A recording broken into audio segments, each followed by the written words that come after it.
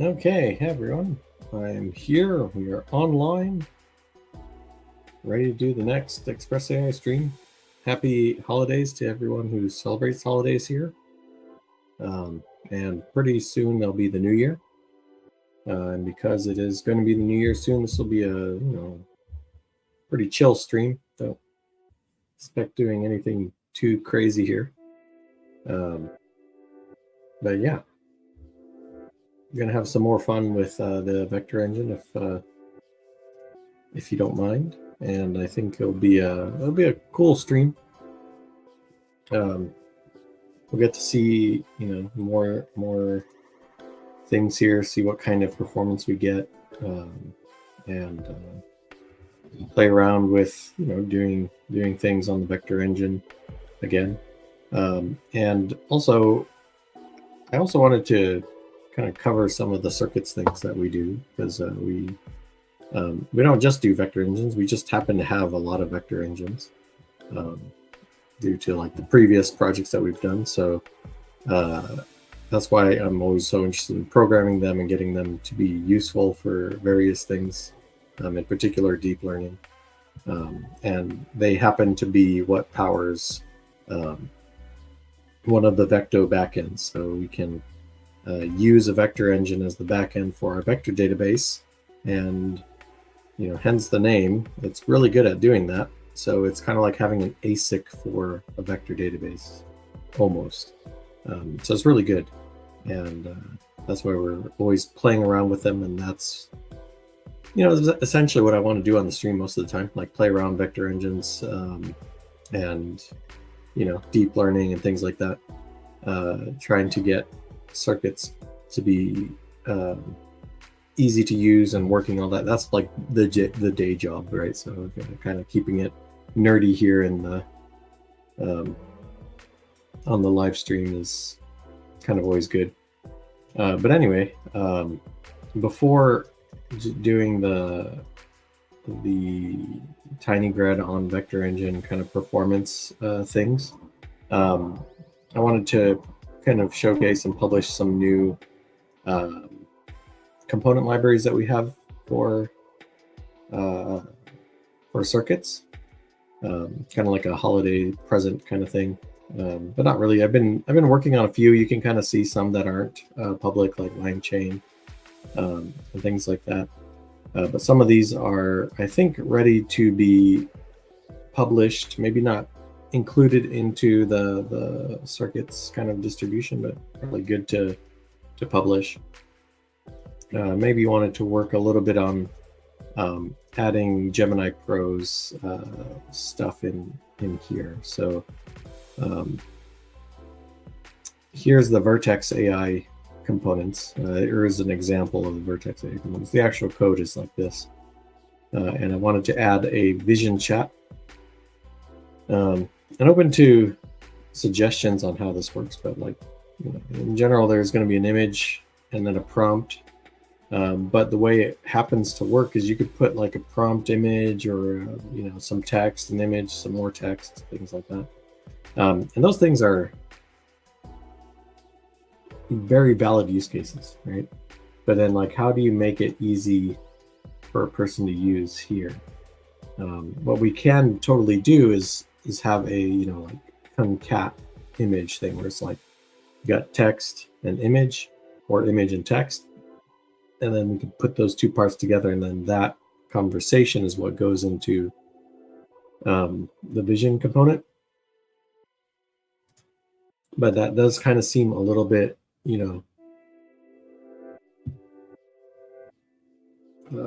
maybe not the best. It's a little complicated, whereas having just an image and then a prompt would be very easy. So I'm kind of still on the fence of whether we want to do this kind of API or not.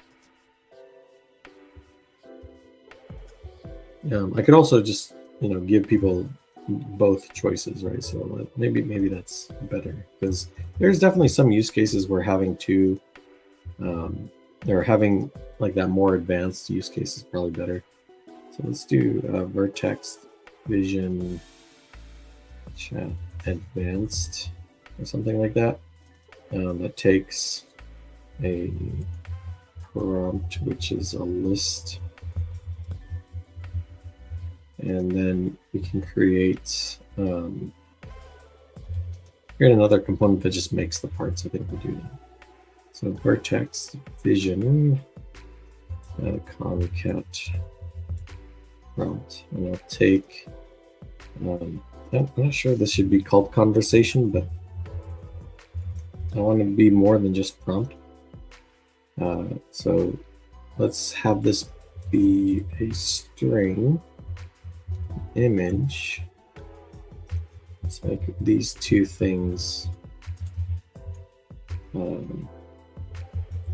follow up.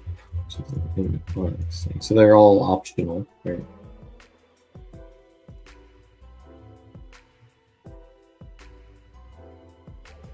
Yeah, and then this will be conversation @arg list. I think something like that should be good enough.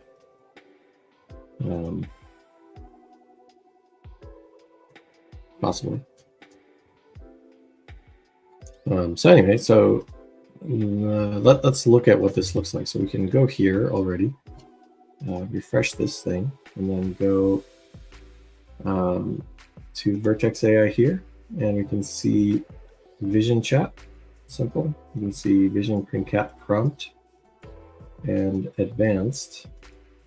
The idea here would be that I could do something like hi, and then have the image, and then follow up, and it would concat those together. Not sure that's might not be the best, but that could be a thing.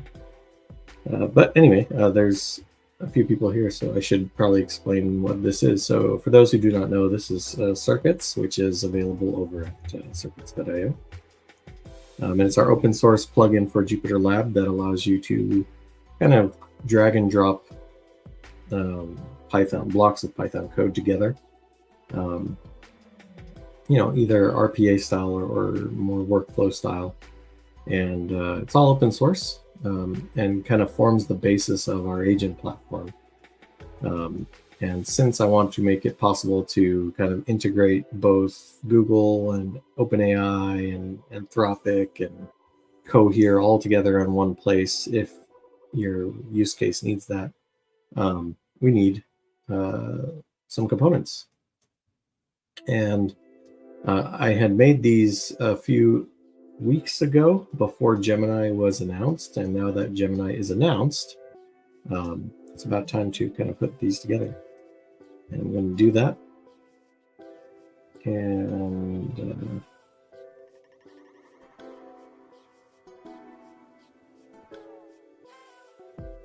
yeah, not sure. This is super simple, and what it is just an image and a follow-up here. And the image needs to kind of be an N, because it might be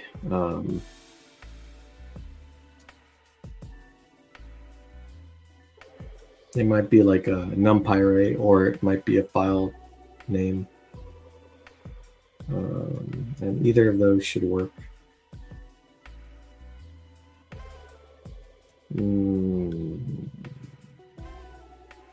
Let's update that.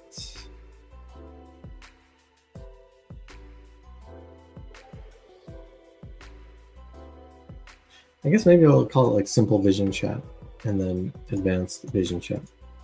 I think that works. That's not so bad. Let's just do that real quick and then publish these things so people can play with it. And then we'll get to the vector engine stuff, because this is going to be interesting, but quite advanced. But anyway, so the simple vision chat. I don't know. I kind of want to let the full thing be what it is. It's not a conversation. I need to come up with another name for it. Maybe we'll just call it parts, right? And this would be parts. And for this execute, we will let's call this in, or like, yeah, let's put a in arg list for previous parts, and then out parts. And then we'll have a prompt and image.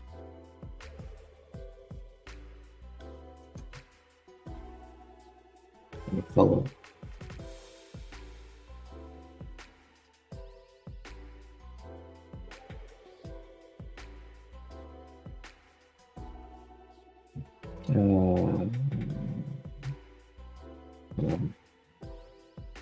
Kind of do like when you see these kind of things, you're like, okay, do I want to let the user have a, kind of create parts, add text, add image, or just make everything in one go? And because, you kind of want to keep this as simple as possible, I'm kind of partial for the one go thing, so I think I'll do that real quick.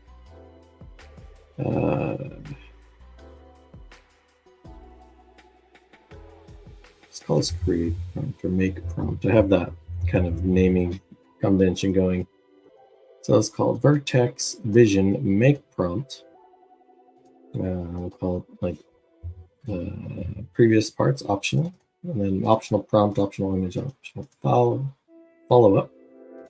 And yeah, for those who do not know this, Gemini is pretty cool. Gemini is definitely, it's getting to be quite good, like quite usable. Definitely better than like what was happening before with Bard. Maybe not ideal, but you can do something like, you can write some prompt like, what is the title of this of the browser window? And then I can take a screenshot and paste that in there. And then I can ask what is, or only the first word, please, or something like that. Who knows what it is, but you can do something like this. And it's text, image, and text, and you can actually put another image after that. Whatever. Untitled. Oh, you're so dumb. Well, I guess, yeah. I mean, it does say untitled prompt, so responding with untitled makes sense. I was expecting it to say vertex AI, but whatever. Anyway, you can look at the code here and see more or less what it is. And this part I think we have, and then we have this config. Stream we don't need for what we're doing. And then there's this ridiculous kind of inlined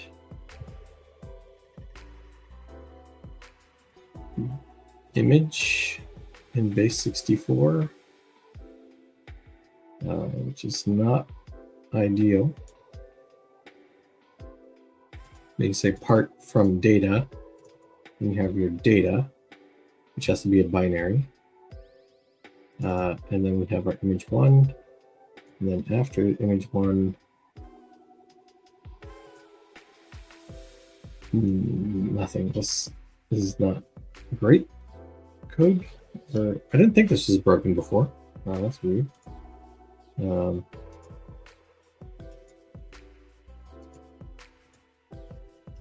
of interesting. They added this Python and Java thing recently, which is nice. But anyway, we can do that. So it would be part from data. Let's do that. How do we get the text? So if we just erase that, we do this. We say model generate content, like that, and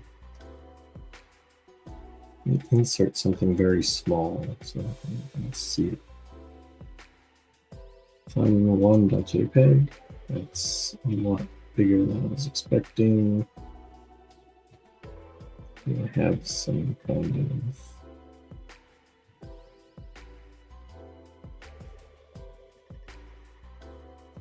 yes, join our Discord. That's a great thing. What is the URL of this QR code? That would be kind of cool. Respond with don't know if you can read it. That'd be a funny thing. But anyway, so let's see how that works. Just to satisfy my curiosity. Yeah, done. Yeah. So what we want is, okay, generate content, and then you give it an array where you have strings, parts, and then more strings, right? So that's pretty much what we want to do. So let's code that up real quick. So we'll put ret is equal to that if self.parts.value is none, else self.parts.value. So that's one way we can, like, you know, give it a initial value if we don't have anything, else we'll just continue with that with whatever that is. And then ret.append self.prompt.value. But we should if that, so if self.prompt.value is not none, we do that. And if self.image.value is not none, and we'll create the image, but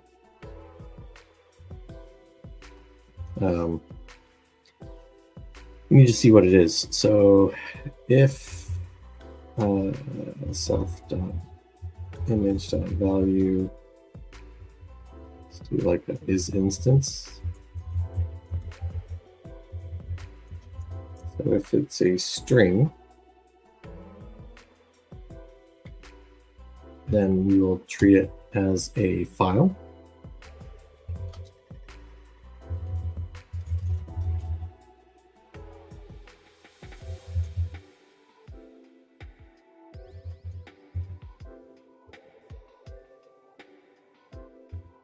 Ends with .png. Then we do this. Ret.append from data, and we'll put their with statement, value in binary as f, and we'll put f.read to read all the data. Do that, and I think we'll add just support for PNG and JPEGs. Now those are quite popular. So image.value that ends with .jpg.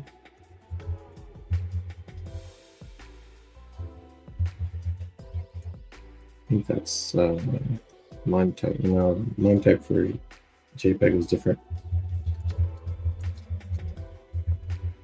Always forget what it is. Yeah, JPEG. There we go. Put that inside of that. Else, and then we can. Am I missing something?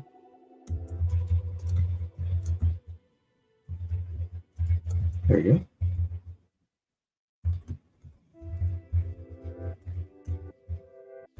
And then else raise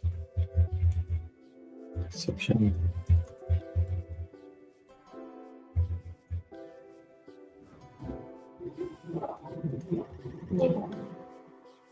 Image type. Simple thing. Just do it that way. And else if is instance self.image.value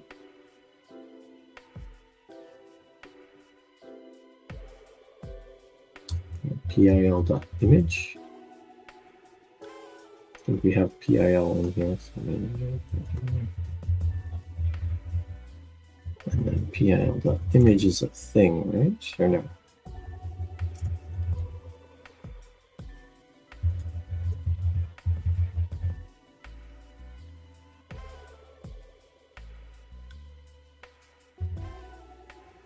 Okay, well.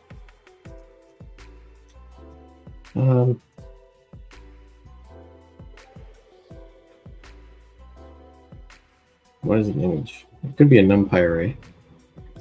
It could be... let's just make it our life simple here because I didn't want to spend that much time on this anyway. Put image path in there. And let's get rid of that and then move these up. So if we have that, we'll append a part from the data with the right MIND type. And then finally, if self.follow up.value is not none, ret append follow up.value. Okay, and then self.out parts.value is equal to that return thing. Okay, so that should allow us to make any kind of complicated prompt that we want for Gemini Pro. And then we can do generate content with self.parts.value. And then the config, let's do like max output tokens. So in R, you have int temperature of float. Top P is an in R int, and then top K as well. And these defaults are what is the default when you do this. So I think that's reasonable to have that. So put that if self.max output tokens dot value is none, else self.max output tokens dot value. A little long, but it works.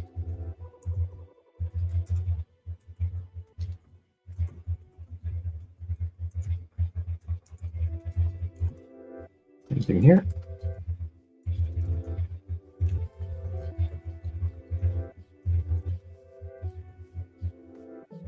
To self.top k.values. None else self.top k.value. Okay, so let's do something I don't know, kind of funny. So let's use OpenAI to generate an image of something. Let's do this from the environment, which should work fine. Then we'll generate an image.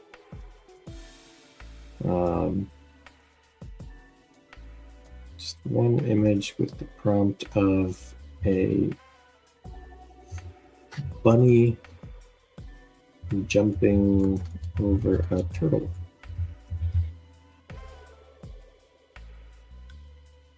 Let's make this a little hard. An illustration of a bunny jumping over a turtle.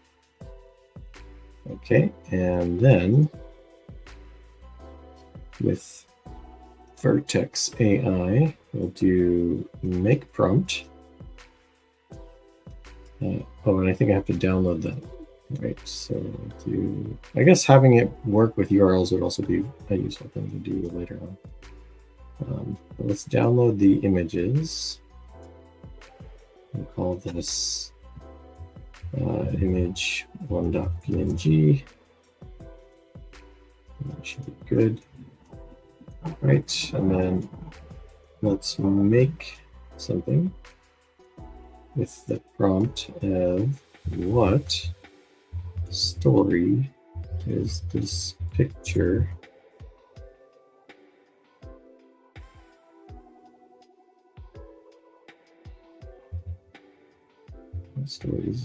about?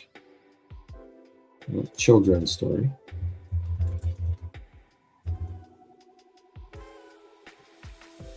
Or does this picture depict or something like that? Okay. And then we'll put that as the image. And then we'll call Vertex AI Vision Chat Advanced. Hold on, I think I changed that name. Or maybe I didn't. Yeah, I didn't. Anyway, so put in the parts. Leave everything else as default. Oh, forgot a very important thing. We've got to do something, right? Like we need to output some stuff. Okay, so these are the responses. If we look at the Google code, what are the responses? We don't know what they are. So we're going to have to just print it ourselves and find out what happens there.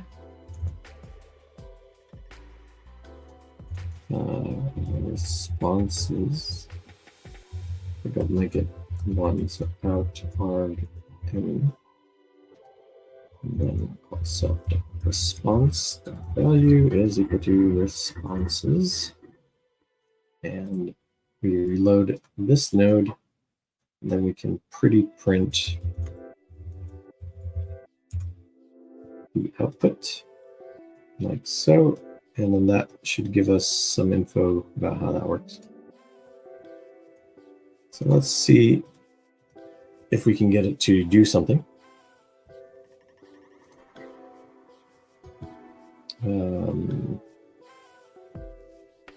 There's no attribute image. I forgot something here.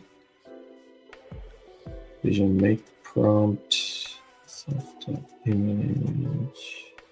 Where do I have an image?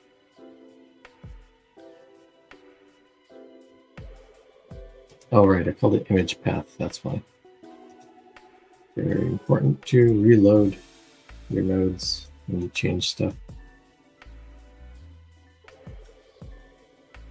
Subtype string.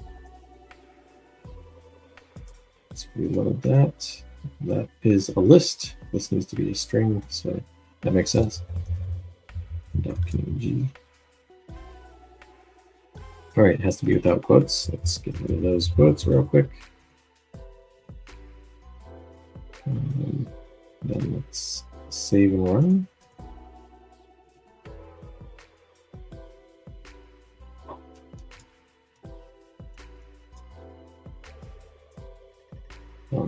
I also have this thing generating a bunch of Rust code as well, so ignore the Rust code.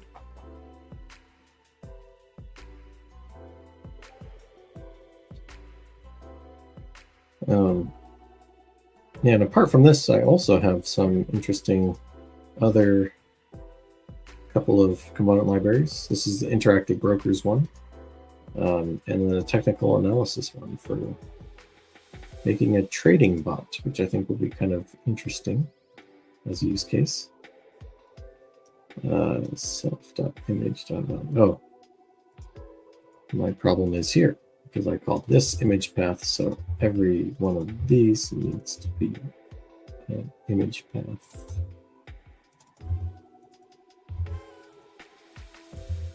Yeah, that would be nice if I can do that.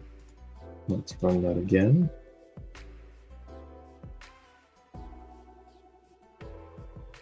And if anybody ever has any questions, feel free to ask them. I can totally see the Twitch questions. I'm not sure about Twitter. Apparently, I should be able to see something from Twitter. If you did ask anything, in Twitter and I haven't replied, come on to this Twitch stream or twitch.tv/express_AI and ask it there and let me know that you said something and didn't find it. Okay, the picture depicts the story of the tortoise and the hare. Yeah, that's pretty cool. So that's what I was hoping it would say. We can look at what the image is. I think it was called image1.png. It should be in here somewhere.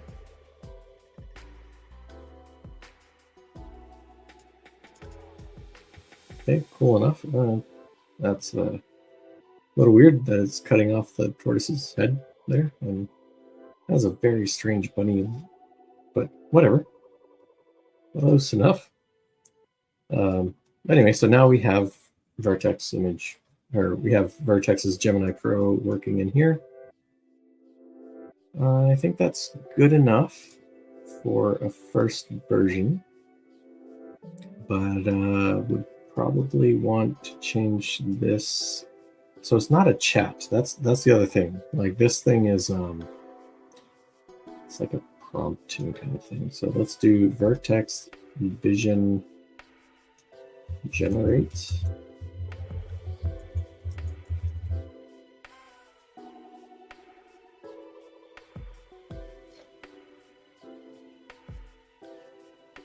Or maybe we'll call it Vertex Multimodal Generate. Multimodal Generate. That's probably the most correct thing.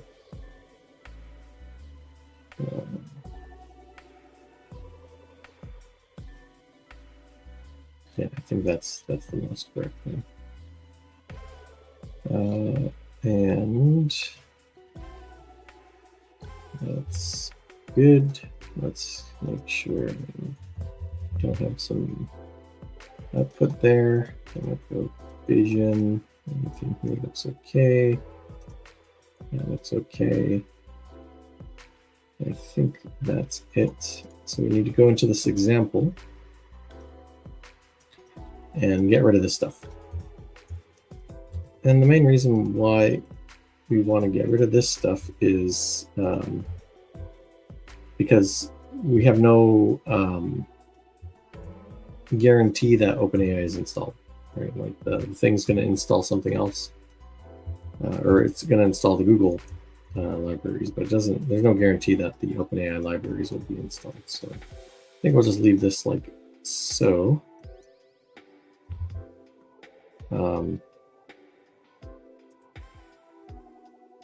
Actually, what if I go Vertex AI? Can I paste the image here? Yeah, I can paste the image here. So let's do this instead. Okay, so let's get rid of the OpenAI things like before, but then keep these so that they form an example that people can use.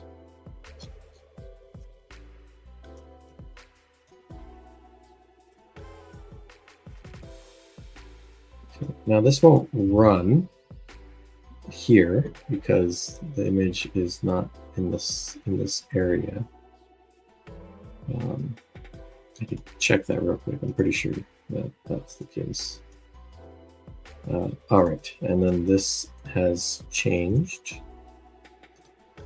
Good thing I ran it because that would have been bad for someone. Let's reload the names of things and do text multimodal generate.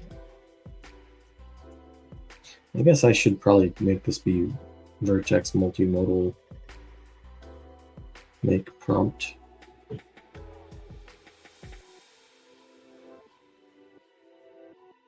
I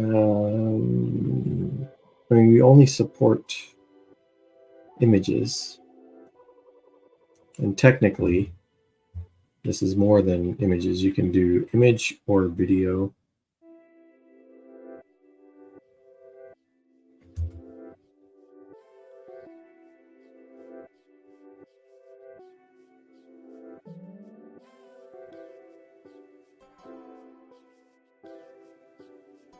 It's not too much work to do video too.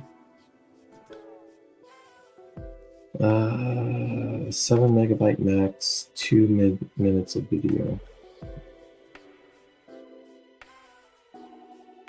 Do I have like a 2-minute video? I don't think I have a 2-minute video.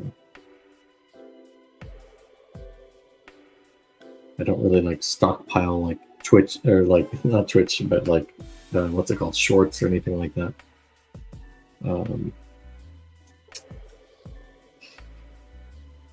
Let's see, do I have an MPEG here somewhere? 64 megabytes, 3 megabytes. Which was 749 megabytes. That is very old. Okay. Yeah, that's a very, very, very old image. So that was let's do this. It's small and it works. Place current images. Yeah, let's do that. Okay, and then just to be like, what city is in this video? That's a pretty. If it gets Yokohama, which it should, knowing. I mean, yeah. Who knows? Let's see what it puts. Anyway, so that's a short video, and the reason I want to do that is because I want to get the code so I can update the thing so it supports that.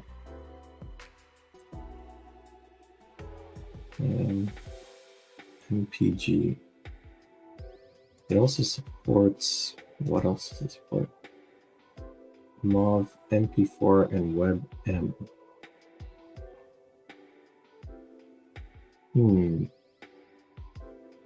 Oh man, that video that's very slow. That's a short video too.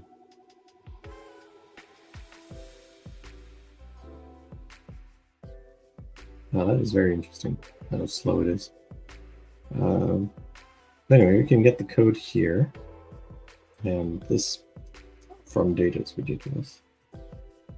The main thing I need from that is what is the MIME type? Video.mpeg.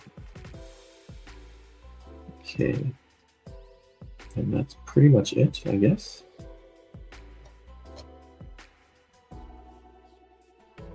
Yeah, that's pretty much it. So it's nice and consistent.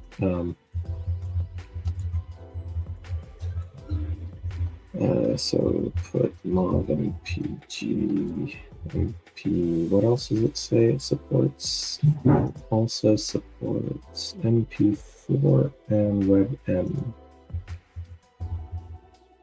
I'm going to ask my lovely assistant on the right-hand side of my screen to give me the different MIME types. Let's go back here. Yeah, let's do it right. It's not going to take much longer anyway. So we'll put Vertex multimodal make prompt, and let's just add video path in start.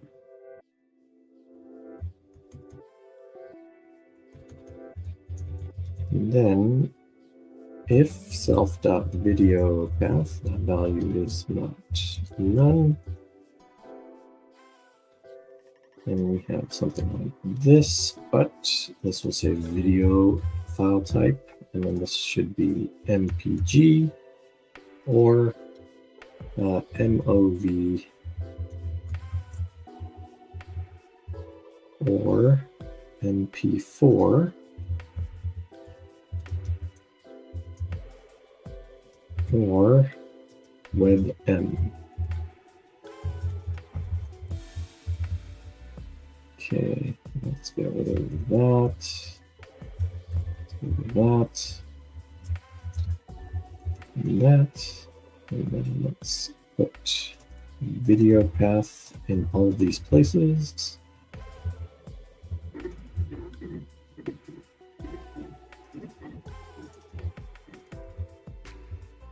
Sometimes when I'm doing work inside of Jupyter Lab, I wish I had a real editor.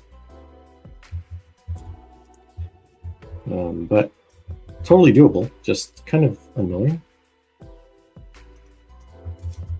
So video MPEG is what we want for MPG files.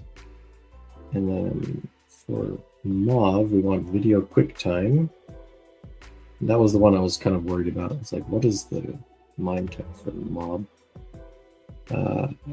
MP4 is video MP4, so very simple. And then WebM is also very simple. So that and video WebM. And hopefully GPT-4 is not making shit up, which it might. Let's see, is it still not responding? Wow. Okay, maybe video is not a good idea in general. Anyway, Vertex multimodal make prompt. Vertex multimodal generate. I think it's good. I think it's perfectly fine. Let's delete these two and refresh our components and then finish up this release. So I'll do Vertex AI, multimodal make prompt. Here, our image path and our prompt goes here.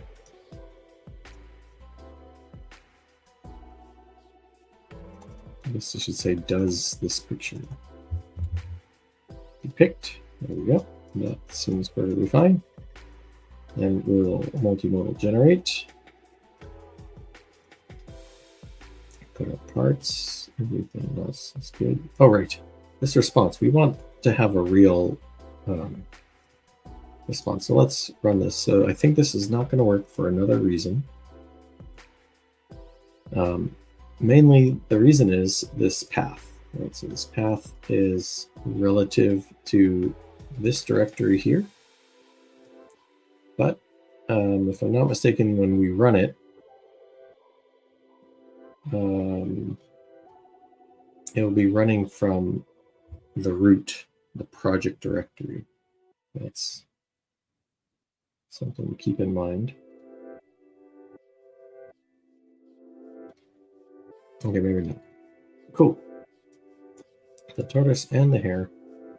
We have different things. So we have candidates, content,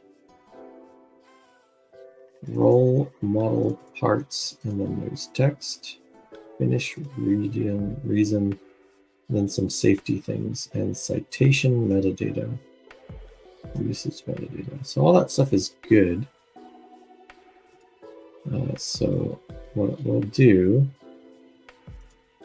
is put this response as an object that we will later on deal with.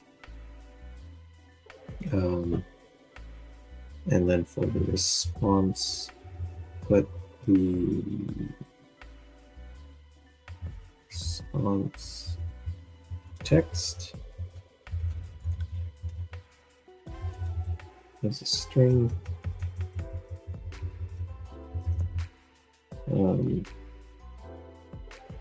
This was responsive. I kind of wonder if this changes if your top P changes.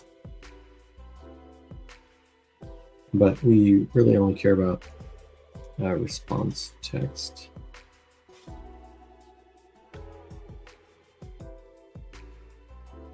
And this part's annoying. This is when it's like, oh, I wish I had types. It would be great to have types. We use them all over here. And I guess I should be using in context as well.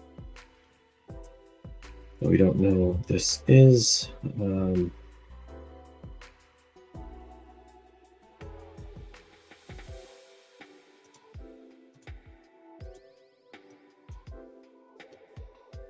And we have our generative model and our part. Does it have the response? Who knows? Let's open this in PyCharm and find out.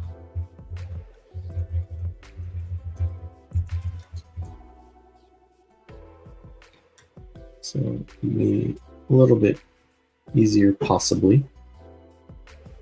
So like I mentioned, you can totally use PyCharm for a real ID. And that's what I'm going to do here. So it will index stuff. We don't want that VM. We want project VM here.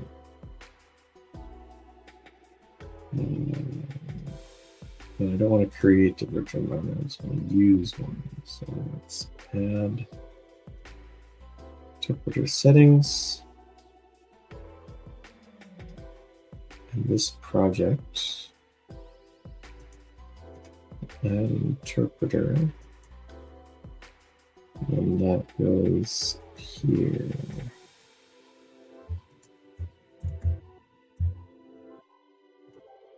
Existing. So annoying. Why do you want to do there? That's so weird. So put hackathon project VM. If I'm not mistaken.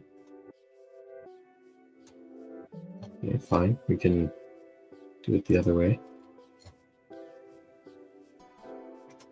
Okay, so in projects, I should have a hackathon thing and a project which has a VM. And I need to select the Python in here. Okay.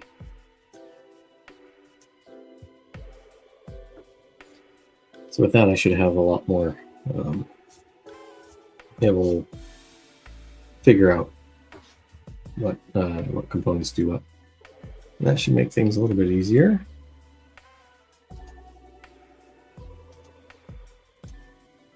And let me make sure that power save mode is turned off so that we get everything. Okay, and let's wait, give it a second to figure out what responses is.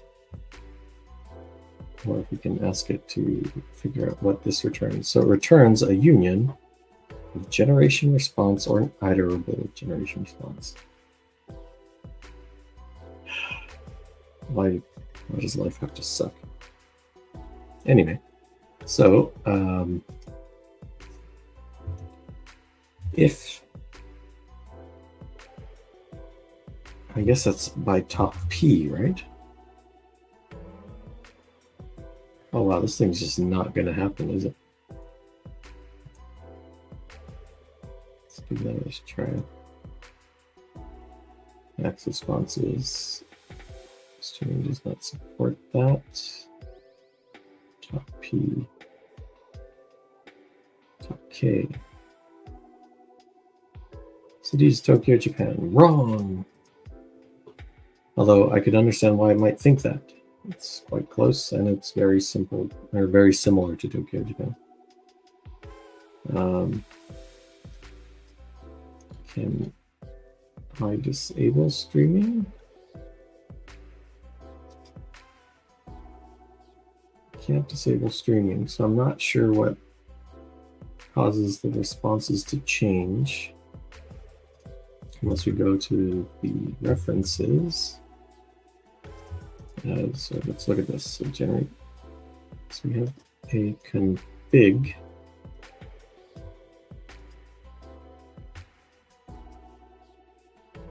Which doesn't help us figure out what it can accept at all. Okay.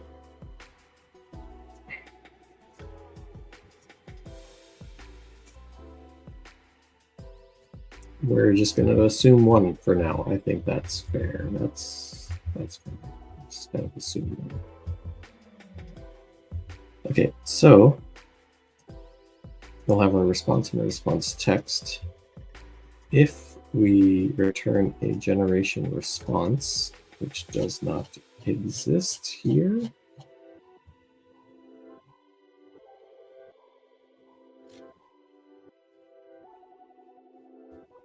what's the point of having types? You're just going to return fake types. Is there a reason to not have a generation response in this code?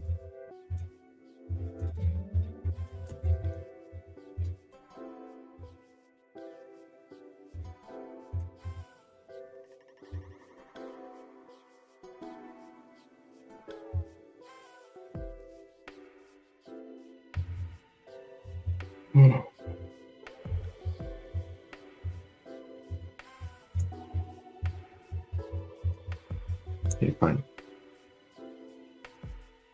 We have to do it the stupid way, I guess. So let's go here. Let's get this code. Let's copy this ridiculous thing. That's proper ridiculous, though. I'm a little afraid of that.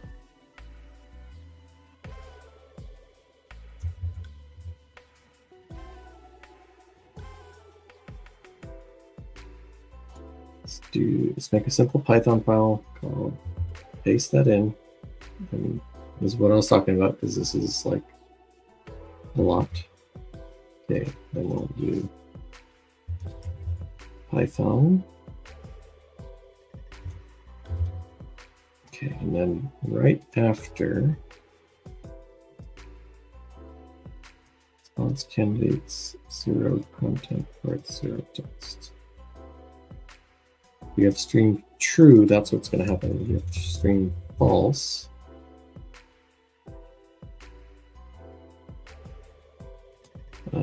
Let's go here and we'll put import sys and then sys dot.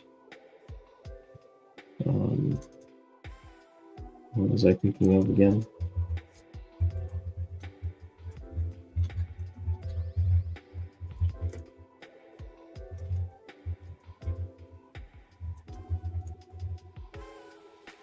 Sys dot.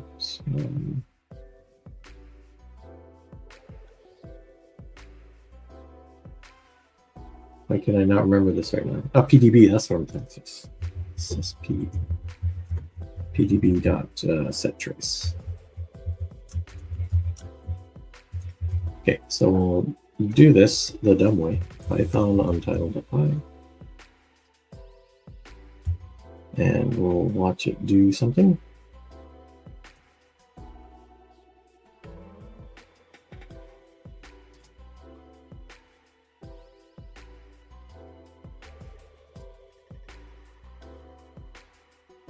Maybe I should have done it with the image instead.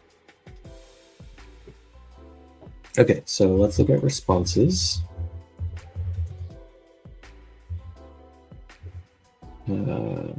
What is the type of the responses? It is a generation response, right? And if we dir type responses,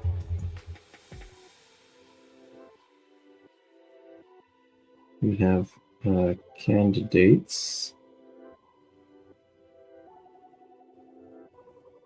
Okay, so we're going to assume that this is just one thing. It has a candidates, right? So we go here, self.response.value is responses, self.response text, which is the main thing I want. Value is going to be responses dot. So if we do print responses dot candidates 0 dot content dot text.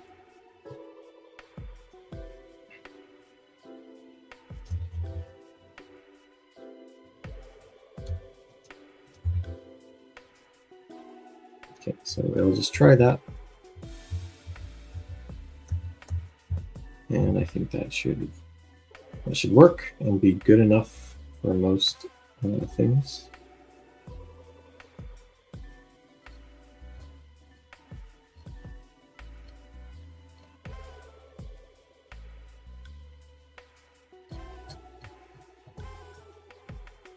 Yeah, I think that's good enough. There's this It's not duplicated anywhere. But anyway, so that's good enough. Let's publish it and call that a day for this, and then we'll get into the cool stuff. Okay, so let's reload everything just to make sure that it's all canon, and then we can save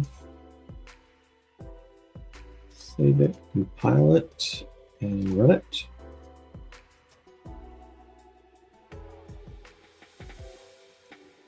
And then while that's running, we can check out the circuits. And we want to go to GitHub.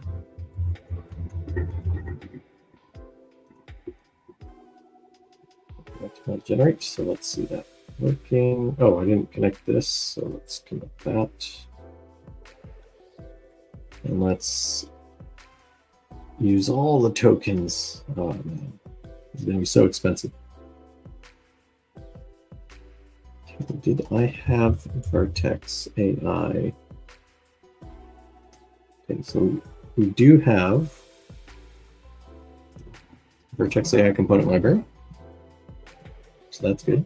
The main thing that we need to be careful with is this requirements.txt needs to be newer.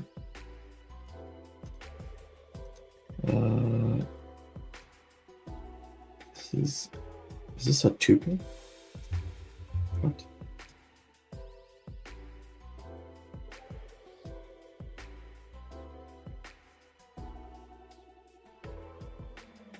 No, I think it's just a string. It's just pretty print. We'll print it like this.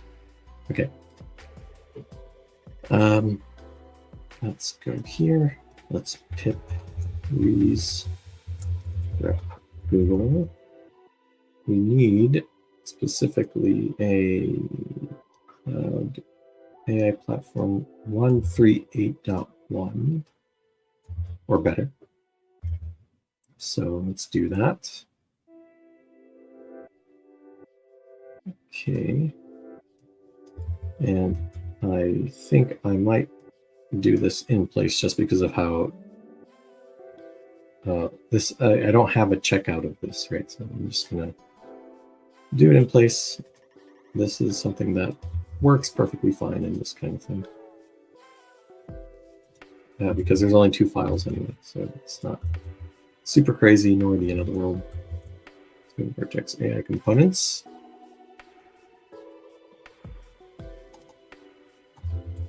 Copy that, go back here. Let's update our Vertex AI components. So edit, paste that in here. Update, add support for Gemini Pro Vision. Connect directly to main because that's how we roll. And then the example circuits, we want to open up the source code, which is not reasonable. And we will be updating that for sure in the next version of Xircuits.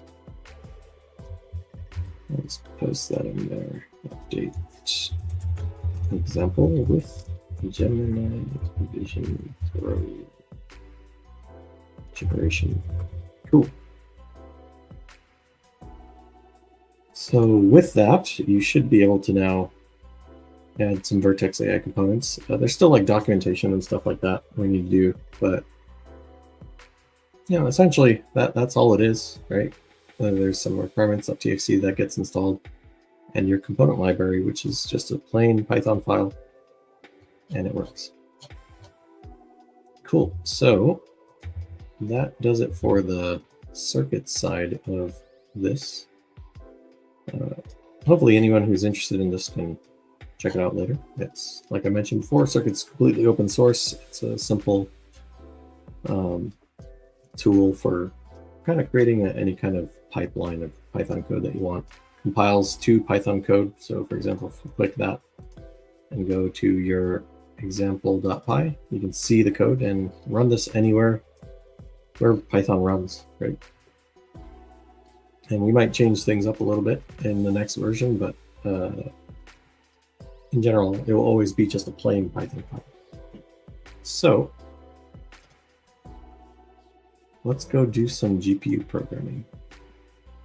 So anyway, so one of the main reasons why I wanted to do that beforehand is this compile took a long time. So I've wiped the code cache so that we can like compile things and do it.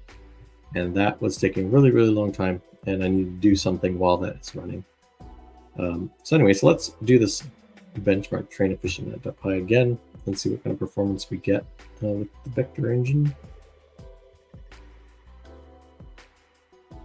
50 gigaflops. Paul was mentioning that he had 100 gigaflops before. I'm not sure. Must be doing it wrong. Hold on. I think we might have to wait for that again anyway. Get remote show. Oops. Origin. I'm an idiot. Okay. So, for those who do not know, I'm an idiot and I did the wrong thing. VE Tinygrad. So, I pulled from the wrong place, and we gotta fix that. So get,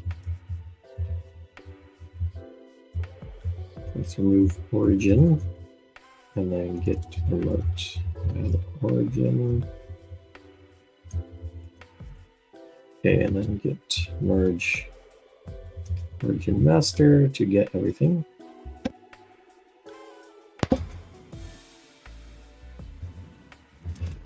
Get cool.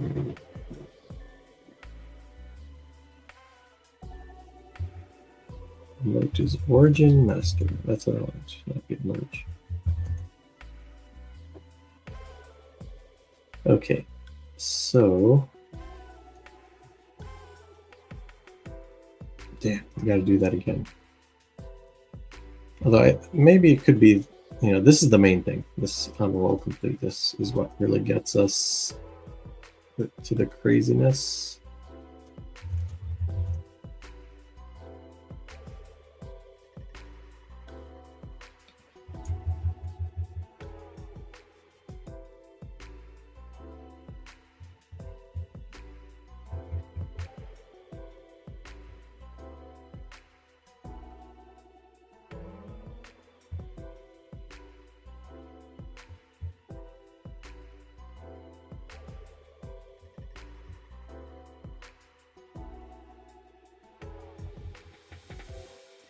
Okay, so what I'm going to do is I want to keep, let me copy the ops VEO.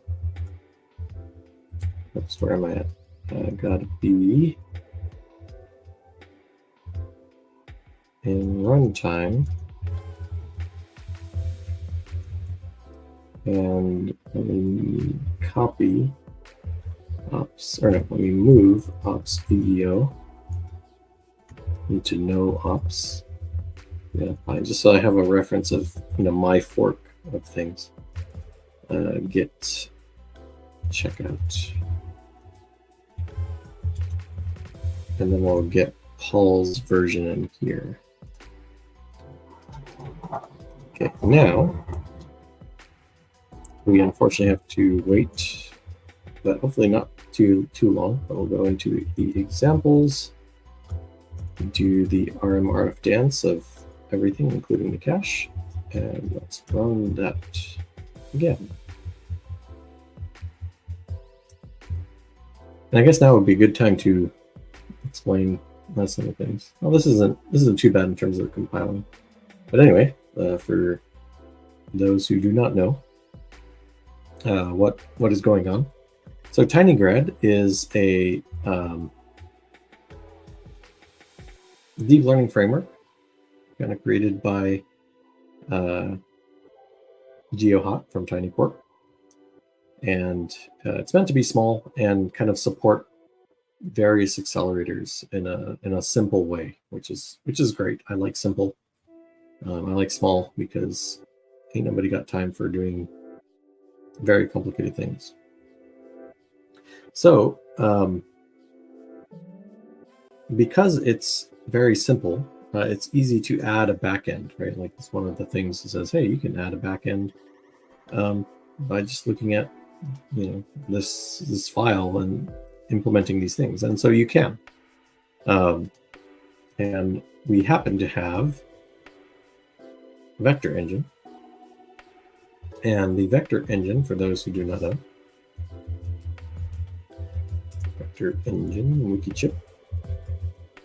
So over here in the SX Aurora wiki chip article, we can learn about the vector engine, what it can do.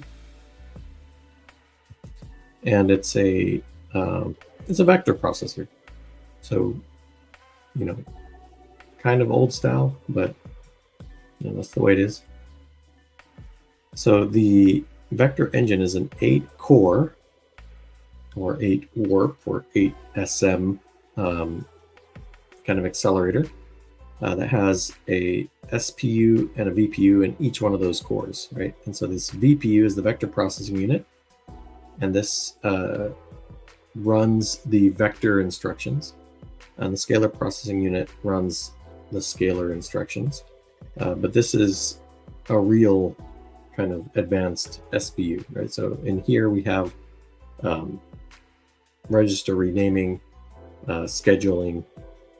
It's a super scalar SPU, and the vector processing unit runs vector instructions. So usually if you have 10 things that you need to do and you're running on an Intel CPU, well, you have your loop becomes like branches in assembly, right? So check if I is less than 10. If not, then do something, increment I, and go back, right? You jump back. You do these loops. In a vector processing programmer, like a vector processor, what you do is you have instructions that have a iteration count in them. So you can say, do add vector 1 to vector 2, 50, right? And it'll, you know, essentially do all 50 of those operations in one step from the ISA point of view. And yeah, the max you can set that single step in the vector engine is 256 in the SX Aurora. And so what it means is that you have one instruction that can do 256 things. So if this was AVX, right, like AVX 512, if you divide that by 32, you get 16, right? So what that means is you can do 16 things at once. The vector engine, you can do 256 things at once. So if you multiply that by 32, it's like having AVX 8,192. It's pretty crazy. And you know, it kind of works pretty much like a GPU, but you don't have to. It's like shaders, but you don't really have to program it in a different way. You can just write loops, and that's one of the interesting things. To get this working, what we had to do was just disable optimizations and just run normal C code, and that's all we need. But anyway, so let's now run this again, and now that we have all of our kernels compiled, and we get 16 gigaflops, which is not close to what it's capable of. We should be seeing 5 teraflops, so still have a ways to go, but that's fine.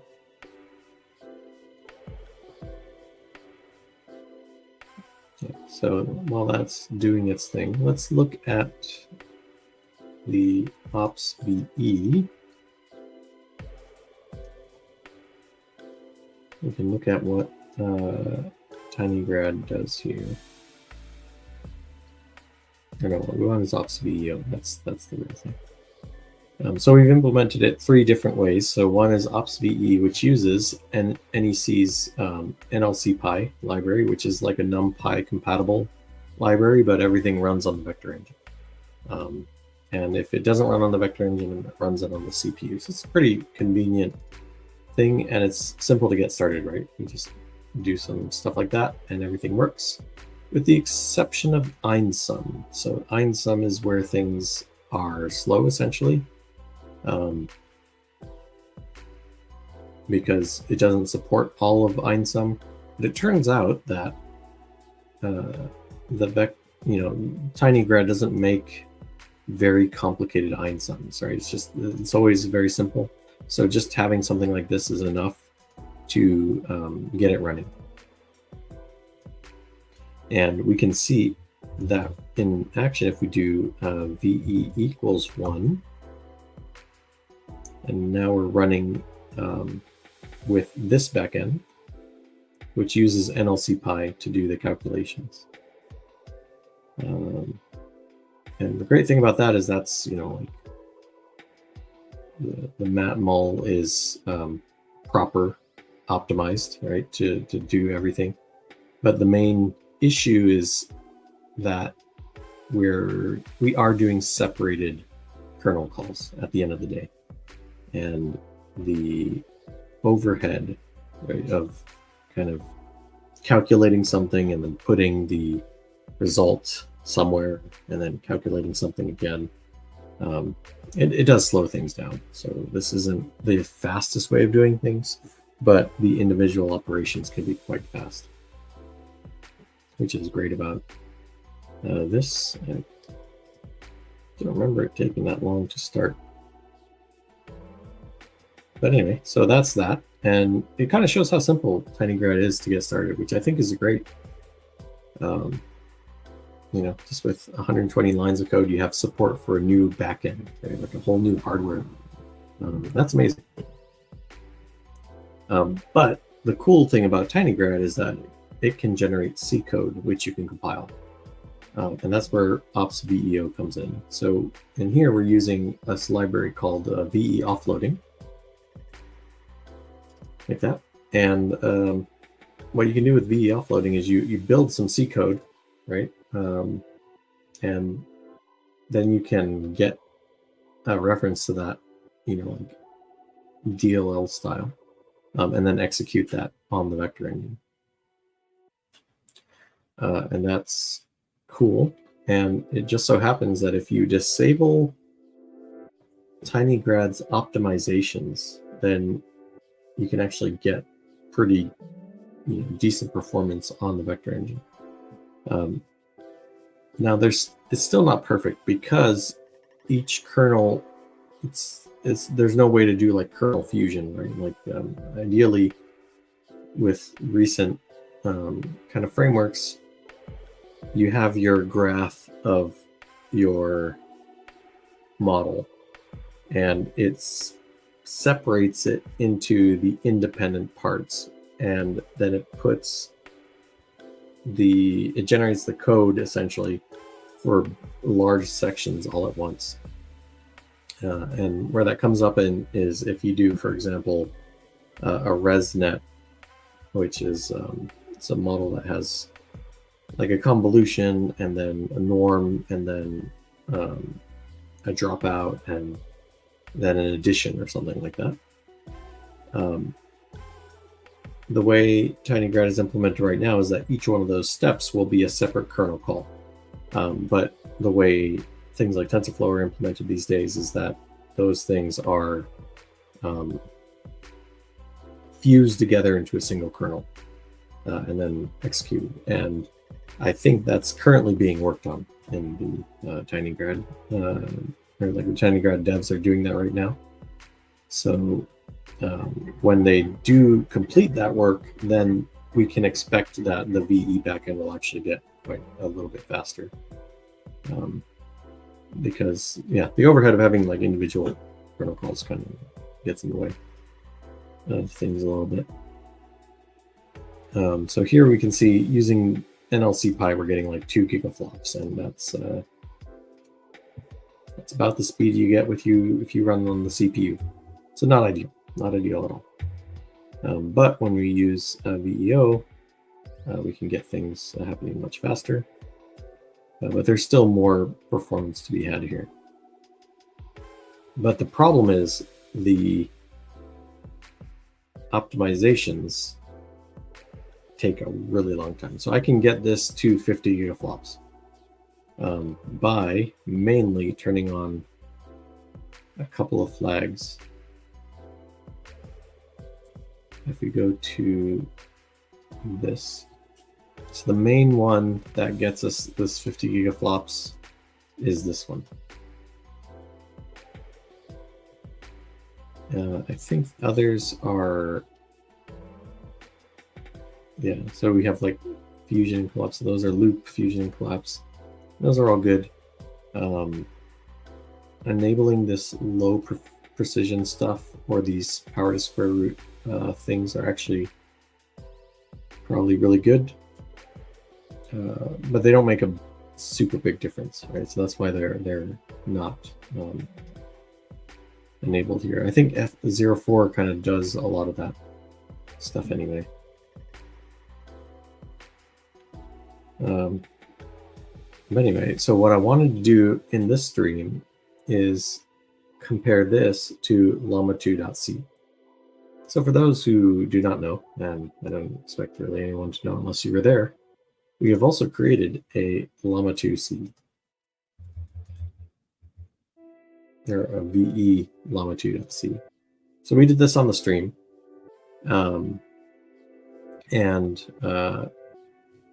Yeah, essentially it takes Llama2.c but compiles it for the vector engine. And it was okay, we got it working. But then the team over at NEC kind of did it for real. And we're able to get a lot of performance out of that. So yeah, it's not, you know, the reality of things is that, yeah, if you're using Hugging Face Transformer, that's not the fastest way to use Llama 2, right? So you can totally get really, really good performance with an A100, way more than this. But that doesn't matter for me because I have a lot of VEs, right? So we know that with this handwritten Llama2 7B, we can get 45 tokens per second on a VE3 and about 26 with a VE2. We're running a VE2, so this is what I'm expecting in the range of things. Right. Now the great thing about this is there's a custom kernel for BrainFloat 16 based map moles. And this is the main function of Llama2c. So this is the one to beat. You can kind of see the interesting, there's lots of cool things about this if you kind of get into it. So essentially, if you look at this, so here's where it's kind of interesting. Okay, so this uses BrainFloat 16. Now, the vector engine 2.0, the one we're using, does not have support for 16-bit floats nor BrainFloat 16, right? Like this thing is mainly for 64-bit floats, but they do have support for 32-bit floats, but that's it, right? So the vector engine was kind of made for supercomputing, and in physics, like particle physics, supercomputing, you use 64 bits. You don't use anything else. And when you do have to do 64-bit precision operations, this thing is a beast, even today. So that's why it's kind of aimed for that. Turns out that for deep learning, you don't really need 64-bit floats. You can use 16-bit floats, and it's perfectly fine. And you can go down even further, like 8-bit floats and things like that. Which begs the question, right? Like all you need is 8 bits or 4 bits. Do we need floats, right, in the first place? And that's a very, it's a real thing. But anyway, so this is it only supports 32 bits, essentially. But models are big, and models are really, really big at 32 bits. So you'd ideally want to support 16 bits. And the VE does have instructions for 16 bits or 8 bits, but they don't run on the VPU, they run on the SPU. So you lose all the performance if you're not dealing with 32-bit or 64-bit arrays of floating point or integer values. Now, the great thing about BrainFloat 16 is that BrainFloat 16 is different from 16-bit half precision floats in that it has essentially the same exponent size as a 32-bit float. So if you were to put these two things together, essentially a BFloat 16 is a FP32, a 32-bit float cut at 16. So your hardware doesn't have to support BrainFloat 16 natively. You can have support for 32-bit floats.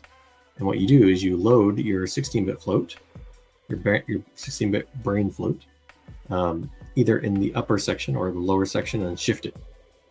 And that's pretty good, right? That's pretty nice. It means that you can have half the storage, but still get the full performance.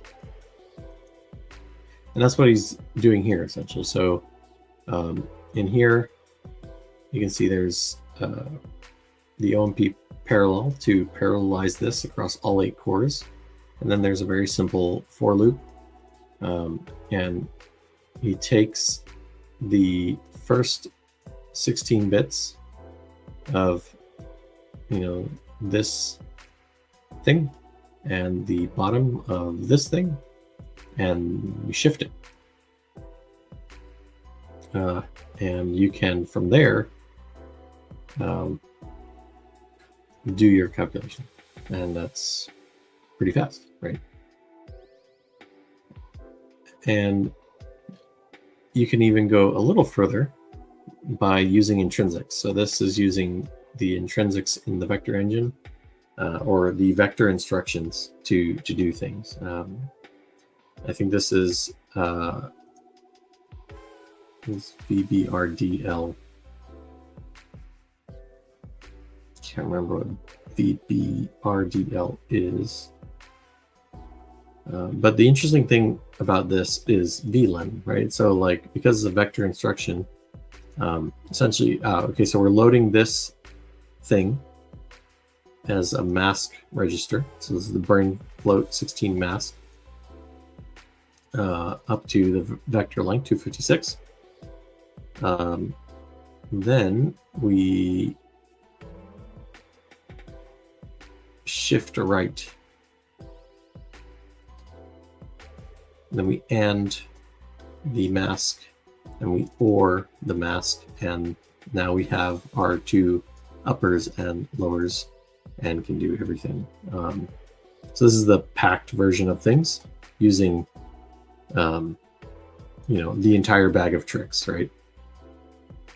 So we have our vector length of 256, and then we create these vector registers. A vector register, when you specify like this, is a 256 element register, which is, it's a little weird. And it can hold up to 256 things. And when you do vector load, VLEN, so what that means is TV1 is now 256 zeros. Okay, so that's what that 0 does. And then our pointer to the word is set here. And yeah, then it does the things to AND out what's necessary and do it. And I think that's pretty cool. So,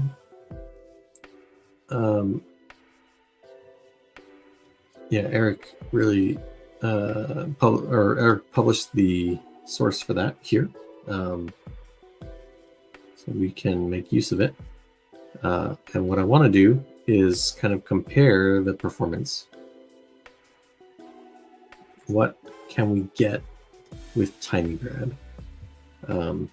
on Llama2. Now, if I'm not mistaken, I think we should have a llama pie here.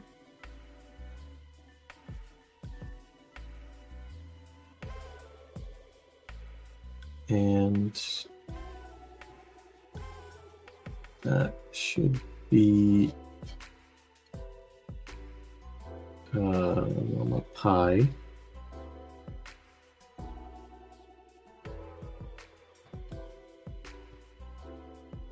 Does this run? It might not run.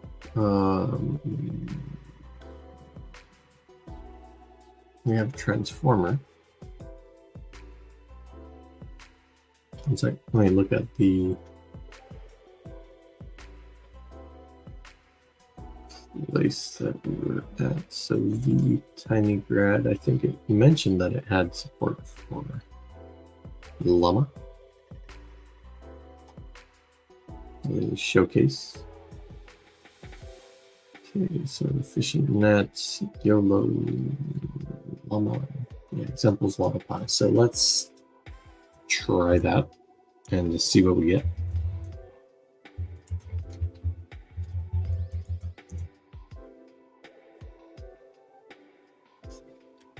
Okay, so I need weights for llama 2. So the main thing is I want to be running things with the 7B model, as that's what will fit easily.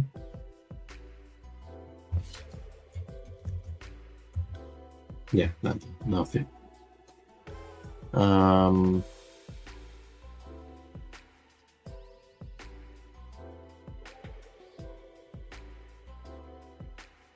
it seems a little simple.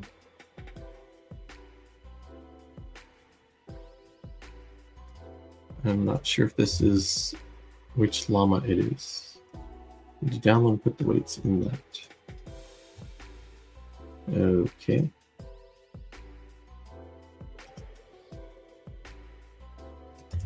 Let's see, Tinygrad, llama weights. Let me see, let me download this somewhere.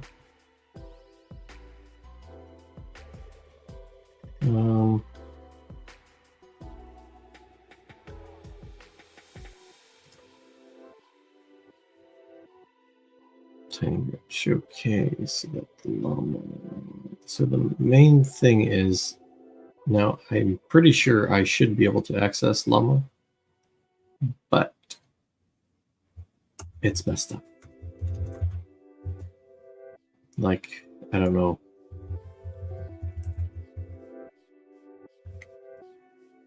Okay. 7B chat hugging face. I need to get, your request has been successfully submitted, and that was many months ago. And I don't think it will work. I'm not 100% sure why. They did say that, your email address of here has to match what you submitted, and I'm pretty sure I've done that. Yeah, still doesn't work. So I have a problem with getting these weights. Now, I'm not sure if the llama in Tinygrad is 1 or 2. I'm not sure if I'm not sure when it was created.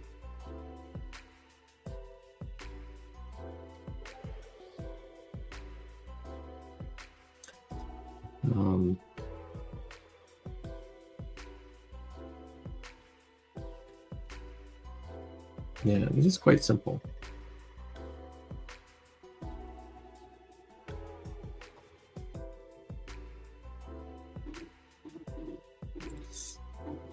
Did I have? Let me check to see what we have going on in our data directory.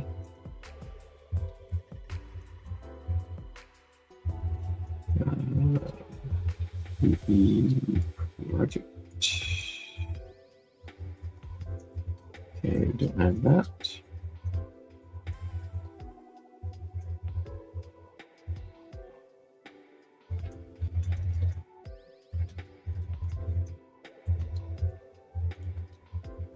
That is the users.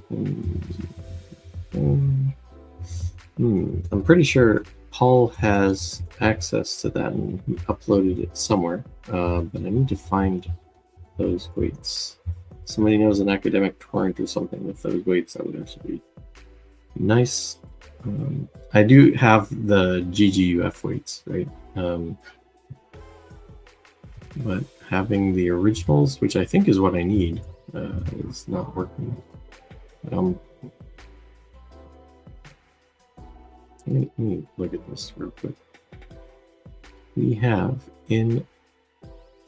We don't care about transfer of pi. That's me when I was confused. I thought I was looking at Llama. Okay. So Llama2.c, we have our Llama model.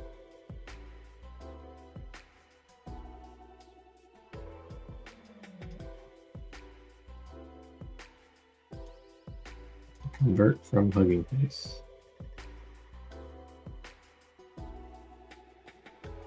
I wonder if I want to make a convert from GGUF because that would make life a little bit easier.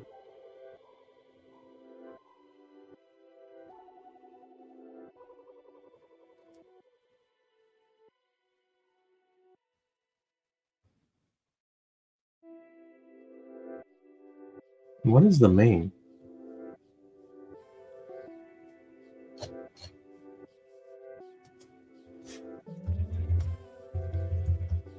Yeah, why is this supposed to work?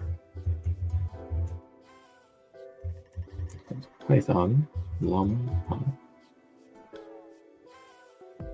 We are in 1373, which is here.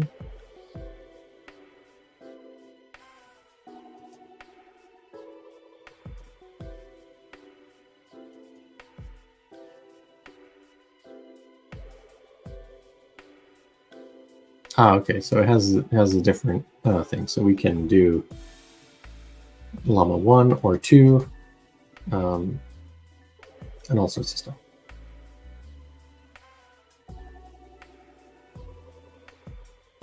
Okay, that's very cool.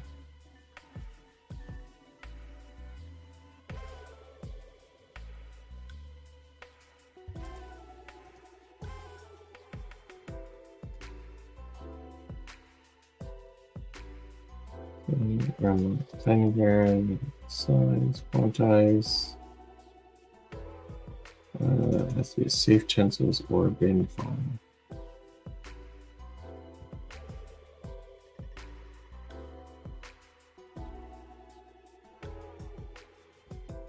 Let's see if I can grab something. Let me see, did we have it in here?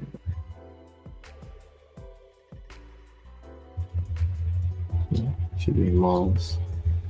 I just have RWKB.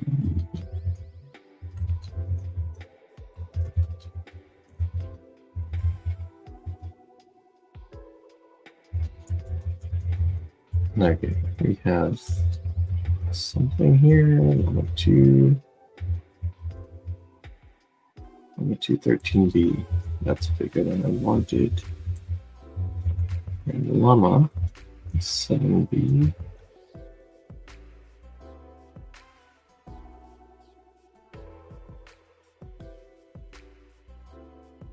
Is this the first llama or the second llama?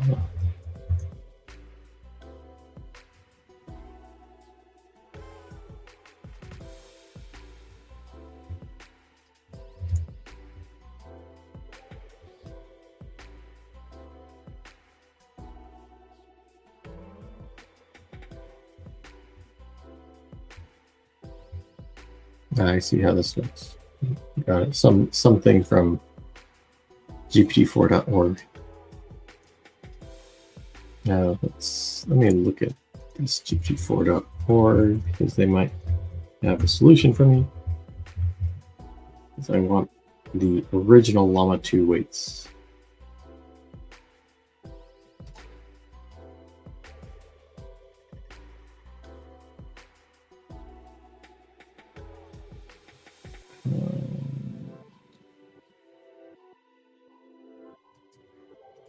Okay, that's not what I was expecting.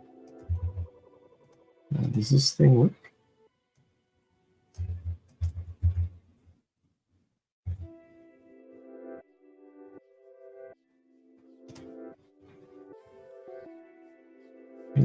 G4.org. Downloading Llama 2.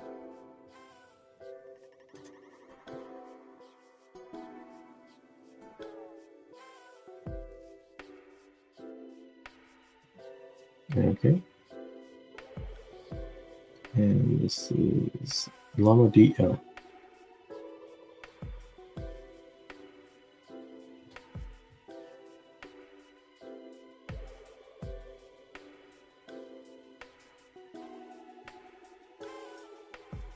Okay.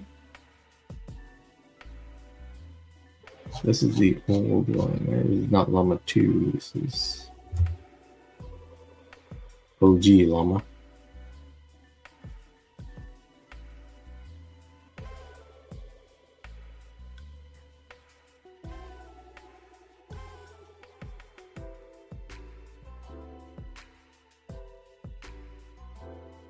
Does GPT-4.org have Llama 2?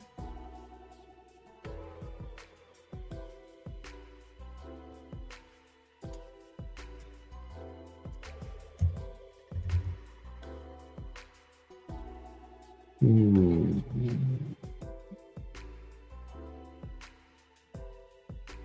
this is annoying. What? Like, I really don't understand why this does not work. Everything is correct. It's not that I haven't been approved. I'm pretty sure I have been approved, but can't see it.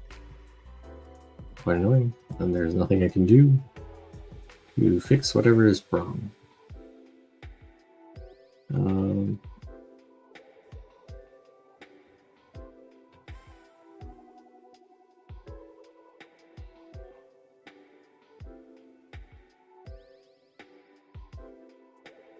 Does AIMeta.com have something I can use?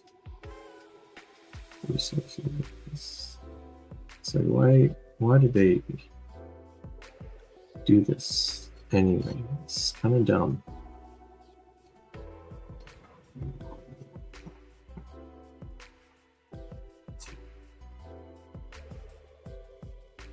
Okay, is there something to 7B? Because, like the bloke has them being distributed, right? So it makes you go like, what's the point, Meta, for having those things if people are just going to remix them?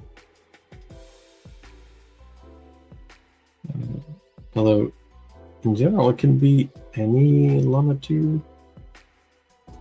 Doesn't have to be.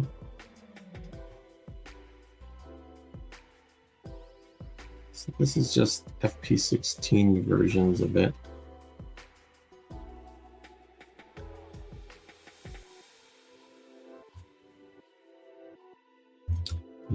I could deal with that, I think, if this can deal with a 16-bit float. Can I deal with it? That's a good question.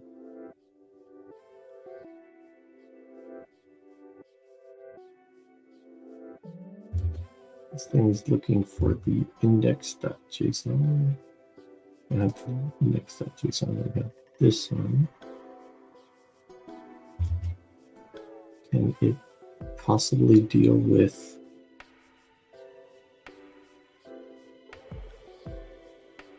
$16-bit?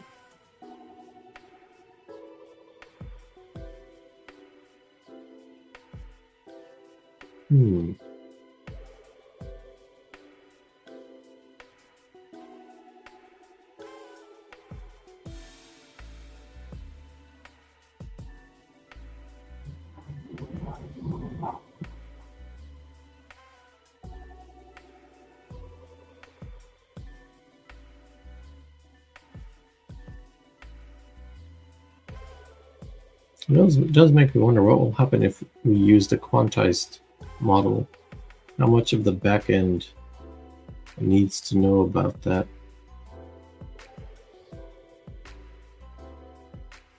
Safe tensors. Is there a safe tensors Llama2?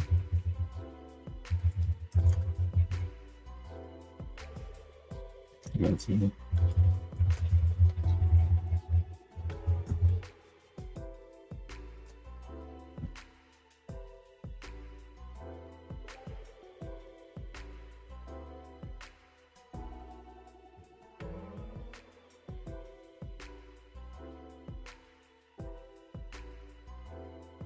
You could also try Mistral 7B, but then I'd have to like load Mistral in Llama2.c, and I'm not sure. I don't think they're equivalent. It's not just a fine tune, if I'm not mistaken. I could be wrong. I didn't think it was just a fine tuned.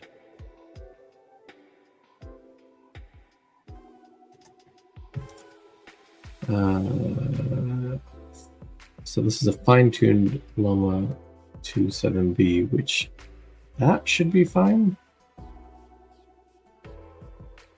That should be fine if I'm not mistaken.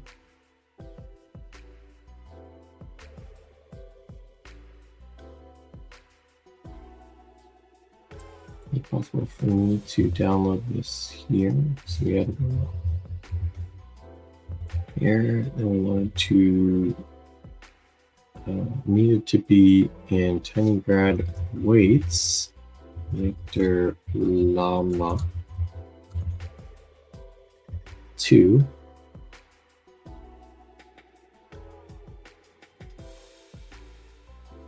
How did this do the different sizes?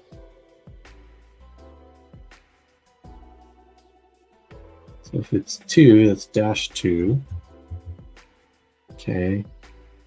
Or code or tiny. So llama and then /args.size.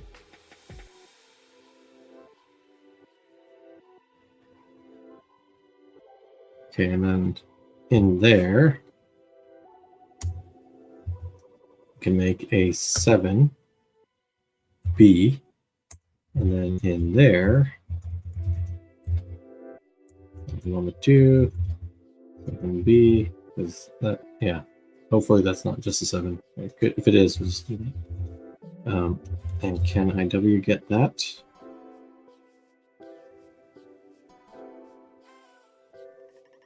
Okay, cool. I can do that. So,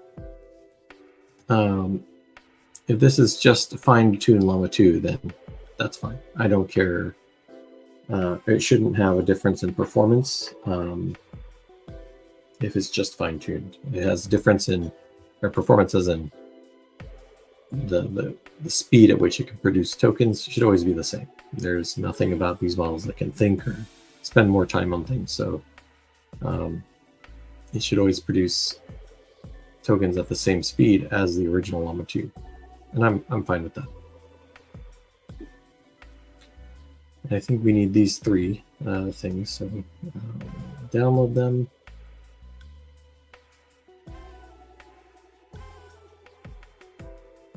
Published by Huawei, so make of that what you will. I did used to work closely with Huawei back in the day. I even did a booth with them over in the supercomputing center, or not supercomputing center, but in, I think there was oh man, where was it? We were at the supercomputing expo, and we were I was in the Huawei booth showcasing our stuff. So yeah, that was a long time ago.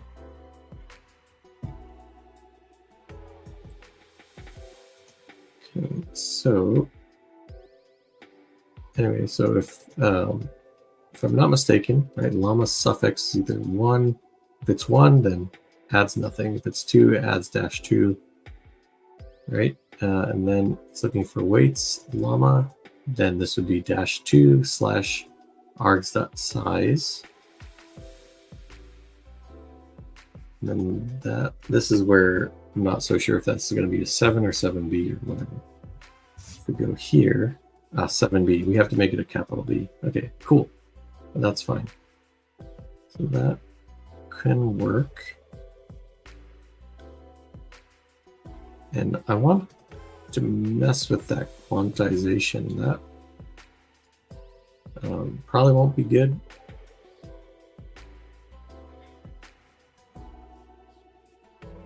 Ooh, that's an interesting one. Okay, so if you have everything in float 16, it will load that. And if it's in B float 16, it's going to make it float 16, which is interesting.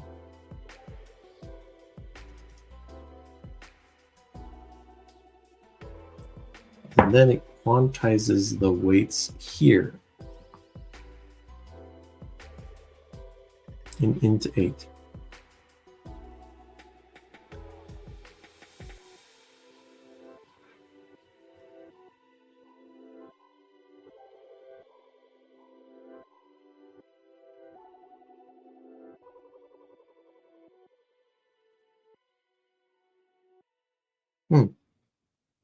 That's a simple quantization scheme.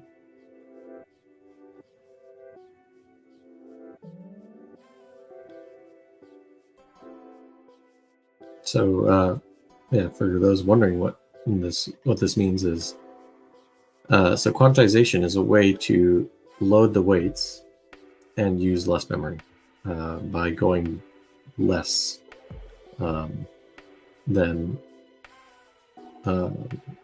yeah. So there's a difference. I should explain. If you go with FP16, right, it's of course less precise than FP32 and takes half the space. When people are quantizing, what they're doing is, yes, it's less precision, but what they want to achieve is more precision than the generic version of that. So in here, this is going to 8 bits. Now there is an FP8, and what this is doing is that it looks at this particular weight matrix, finds the absolute max thing in there, right? So the max size. And in neural networks, this is going to be close to 0, right? Essentially, neural networks kind of really operate within the range of -4 to 4. You know, sometimes you'll find weights that are like 2 or something like that. Majority of them are around 0, because 0, the area around 0 is really all you need. And it's a way to nudge things in one direction or the other. When things are beyond 1, things start to kind of grow a lot as you're multiplying and multiplying. So yeah, it kind of wants to be in that -1 to 1 range in general. But during the training, some things are actually really high and some things are low. So because of that, the range of FP8, so if we are to look at the FP8, there's a standard FP8 somewhere, mini floats, yeah. And it has, you know, some exponents and significans, right? So it can represent certain numbers, right? around here, right? So you kind of see the different numbers that it can represent, and so on and so forth. Now, when you are quantizing, you're not going with like FP. So FP8 is trying to represent as much as possible in 8 bits, right? Across every float that can possibly exist. With quantization, what you want to do is you have a certain matrix of weights, and what you want to do is represent those and only those weights with ideally less than 64, 32, or 16 bits, right? That's kind of like the main goal. And because they don't have to represent every possible output, just only the outputs that are in this weight matrix as best as it can do a lot more with those 8 bits, because it doesn't need to represent 10 million or 65,000. It has a very small range around 0 that it needs to do. So that's essentially what they're doing here. And what it does is it finds the maximum value in this matrix and then divides that by 127, because FP8 has like 256 values that it can do. And then it's taking that, everything in the transposed version of that matrix and dividing it by that scale. And then casting it to int8. And by later on, when you need to use this, you multiply. So essentially you have this scale, right? Whatever that is. Let's say it's like 10 or whatever. And then you have your actual weight. So now you load this whole matrix, you multiply each one by the scale, and now you have a 32-bit result that is much closer to the actual 32 bits that you originally intended to have than just doing something generic with an 8-bit float. So that's how that works. I think it's I thought there would be a lot more to, or I've thought about this quantization method and always thought that it wouldn't work, but if this works, then that's great. I'm pretty sure there is much more sophisticated quantizations out there. You could take like another one that I think should be a thing is using a k-means. So you kind of find, so let's say you have 8, you want to deal with 4 bits, right? You don't have a lot of values when you have only 4 bits, right? So what you do is you find 4 bits worth of k's, and then you do k-means around the different values. And then essentially you assign your quantized matrix, right? The output is, it's either in group 1, 2, 3, or 4. Then you store those 4 different numbers in the quantization thing. And it's going to do those things. Well, not 4. 4 bits, you'd have, what is it? 16 or something like that. 16 values. So it's like you kind of group all your weights into one of 16 very specific values, and it would just get assigned to the closest one. And that could work quite well as well. So very simple quantization strategies. Once you know, it's not super crazy. But anyway, so we're 26 seconds away from this. We do still have to get the tokenizer and the config, but those should finish in seconds. So let me grab the link to the tokenizer.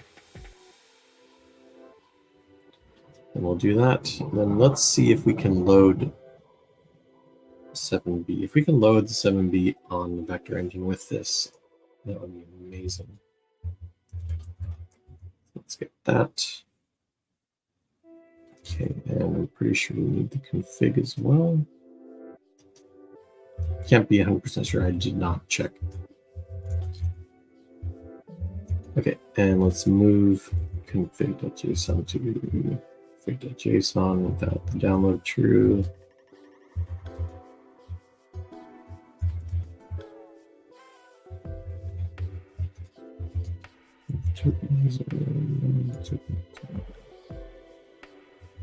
Okay, so I'm not sure what model file it's looking for here.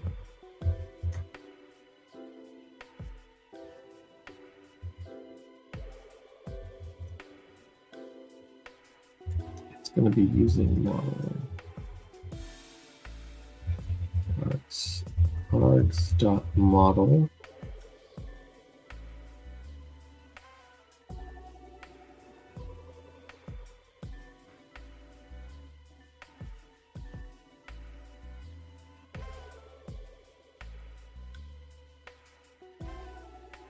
So that can be a path to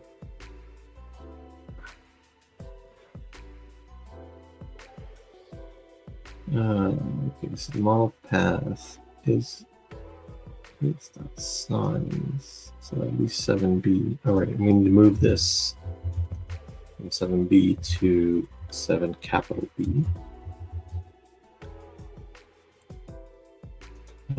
And then we want to call get parameters. That's not what I want. Consider model build. It will try to load a file called something something consolidated something something. Or if you give it just exactly that, then it will do that.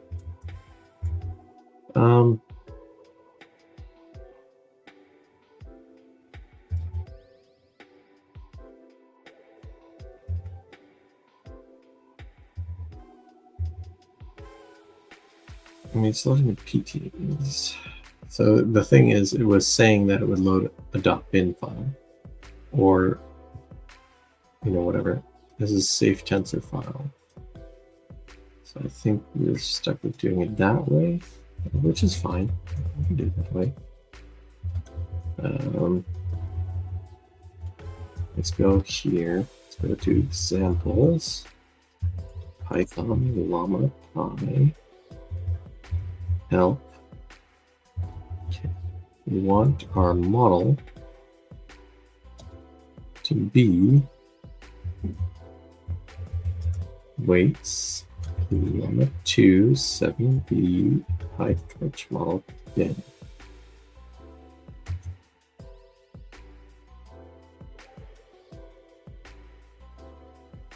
Okay. And we also want to be using VO, not the VE backend.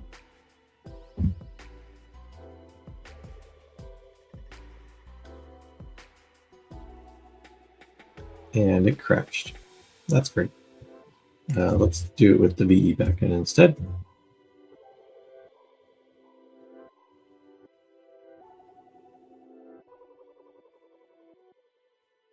Flow 16 is not supported. That makes sense.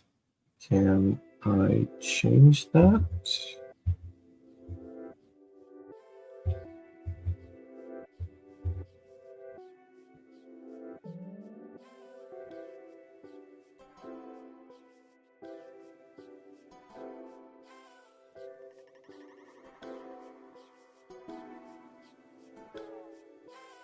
Yeah, I think that's why it crashed, because these are flow 16. Can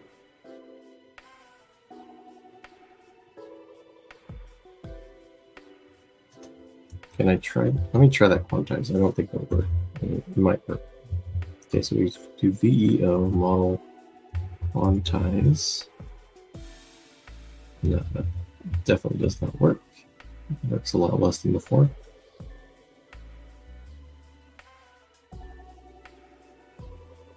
Okay, so fix B16. So if I just monkey patch this to do essentially the same thing, but instead of casting float 16, we'll cast to float 32.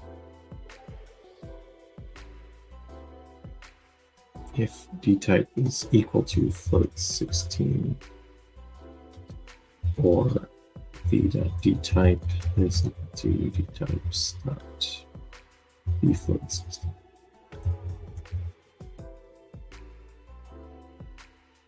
Okay, so let's see. Does that work on VEO? It does. Okay, never mind. We've got an exception, but can I load it with the VE backend? Data is not supported. Yeah, that's a problem. That's a problem.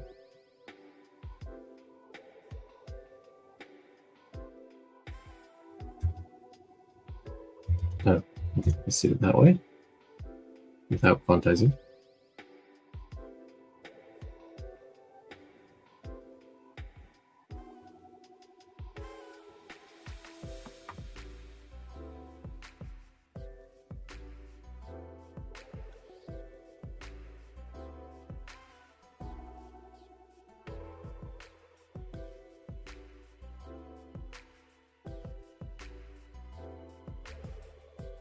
Okay, so we're loading. It's not the fastest thing in the world.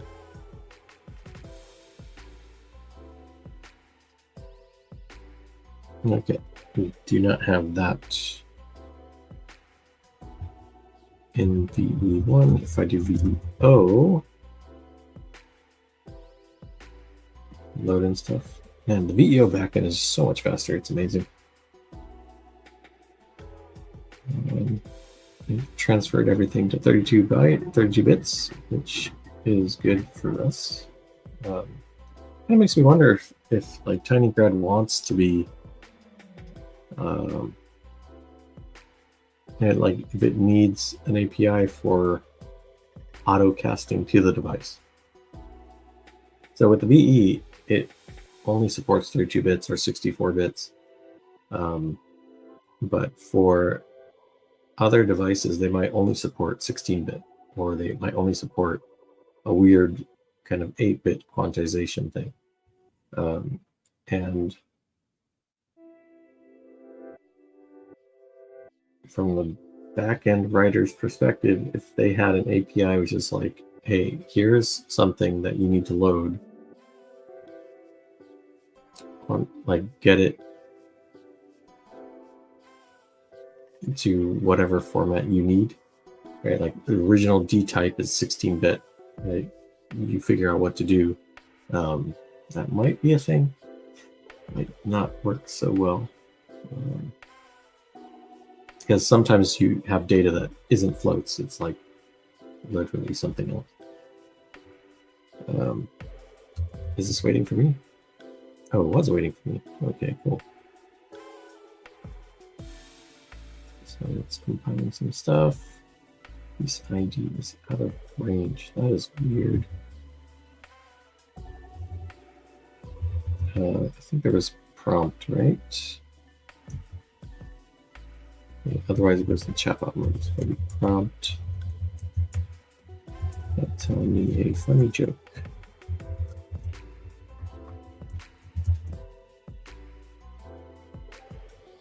Let's see that.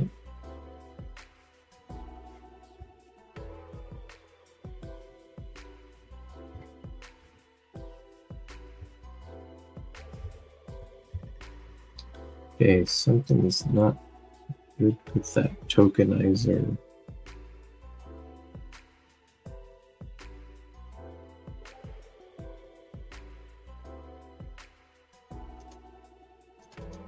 Okay, so let's look at here.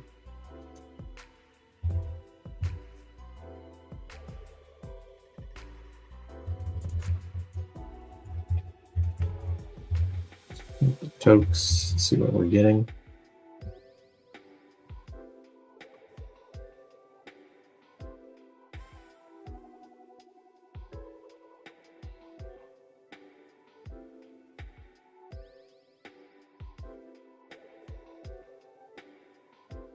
Okay, so there's a piece ID that is out of range.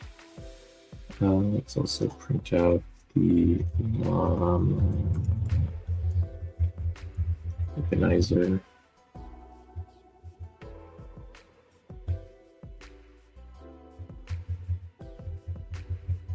What is the range?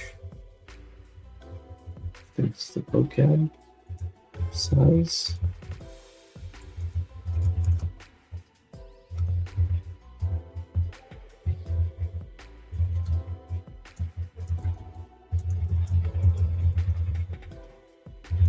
Okay, hopefully that tells us some more stuff. I hope my keyboard isn't too annoying. It sounds terrible on my headphones.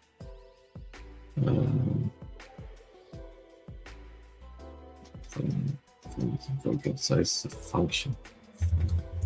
Okay, that way.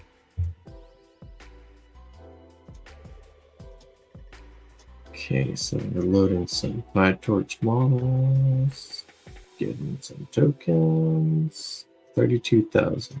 We have a 32,000, which is the end of sentence.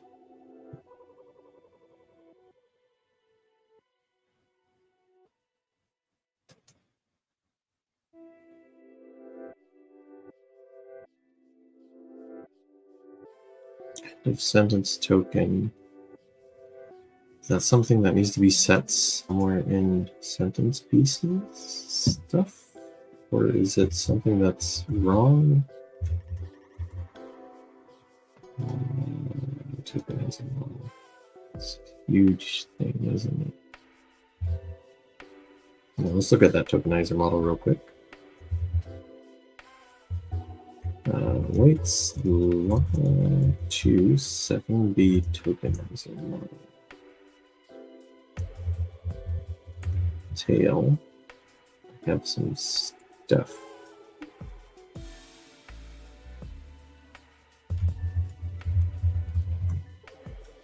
Interesting. And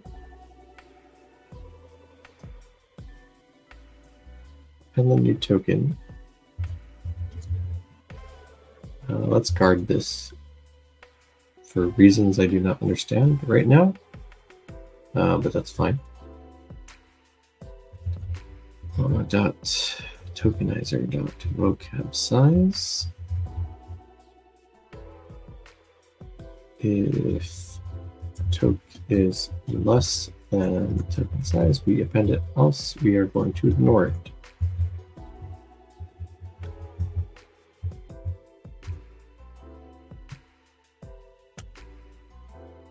Just YOLO the thing, because we're almost at running.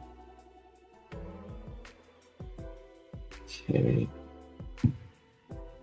Cannot expand 101 to 32,000. That is weird. Now let's try this with CPU.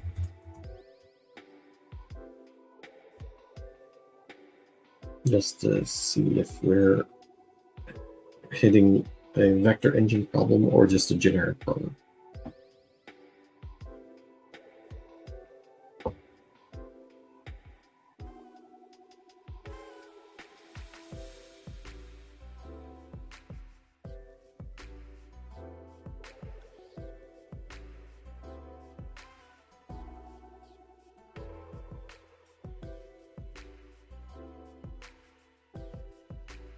Might he be here for a while?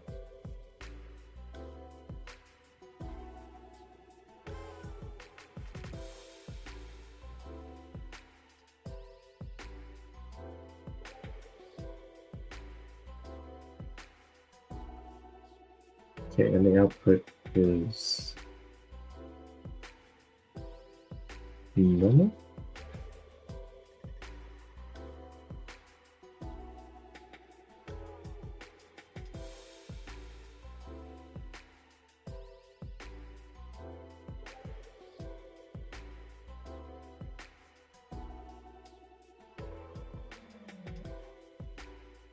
Let me check.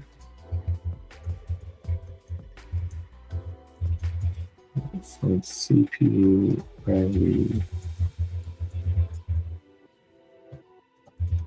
and then this. That'll load it again. So what I want to check is it still appending the 32,000 in here, which would be out of the range because it has to be less than that.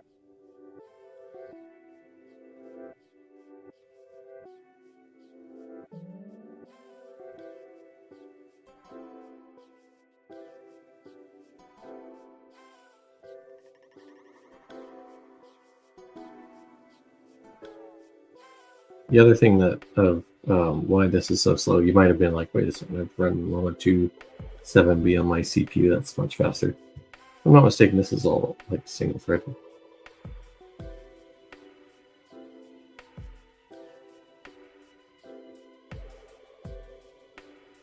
Okay, so it hasn't crashed. Let's wait for it to say like I or okay or something like that.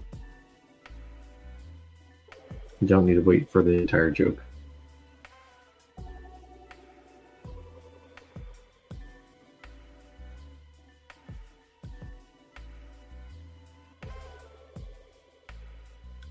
Okay, so with this, it means that our change to make it 32-bit was okay. That didn't break stuff. And then instead, there's some kind of issue with the VEO backend. Okay. If we use VEO JIT, what are we doing? Interesting how VEO JIT is slower than VEO. Very interesting. Or at least with the loading.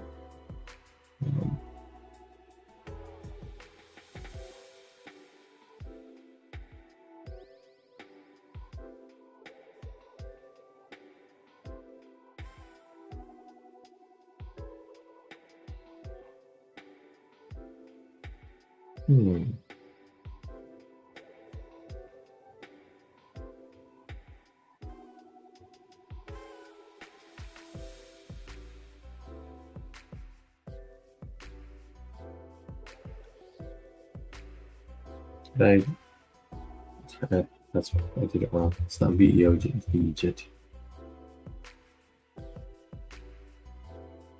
There you go. That's quite fast.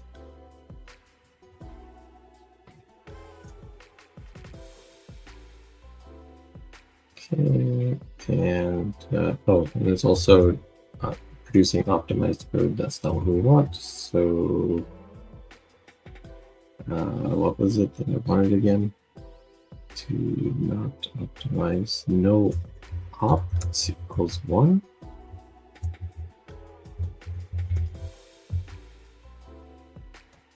Yeah, no opt is.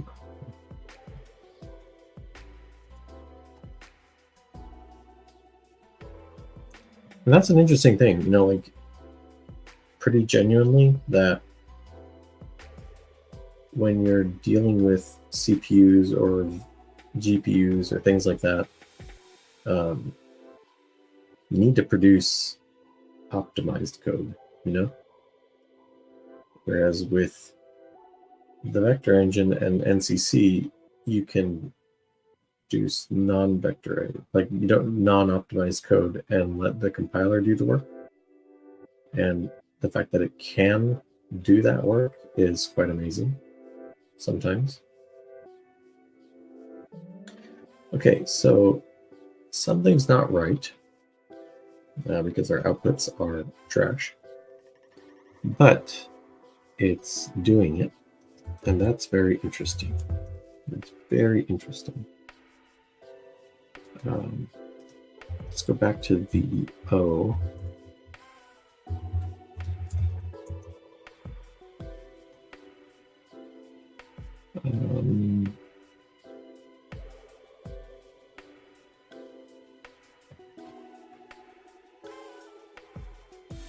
Why does VEO fail?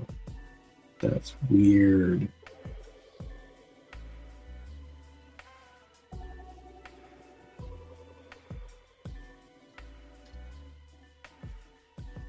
So why is it weird? It's weird because VEJIT is like a dumb version of VEO.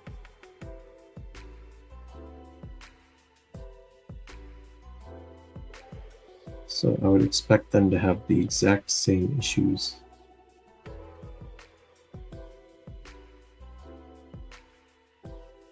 It's very interesting. If we go to my no VEO thing,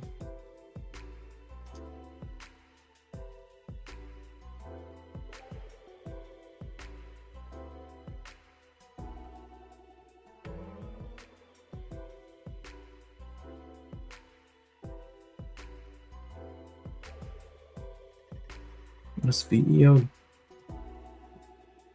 Okay, so there must be something else happening now. Okay, so this is VE language.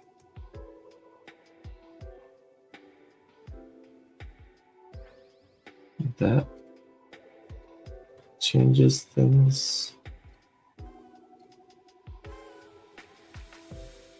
So Paul was mentioning that he was trying to render a slightly different matrix multiply. And it could be that if that code is there, then that has the bug, and that's what's causing this to be out of range.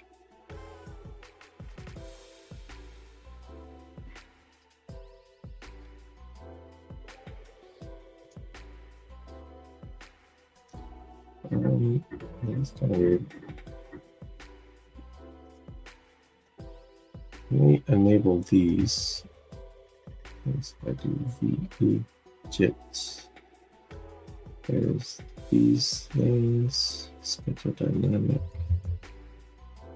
Okay, I have those in the square root instruction. And what's missing is the unroll complete 1024. This really slows things down.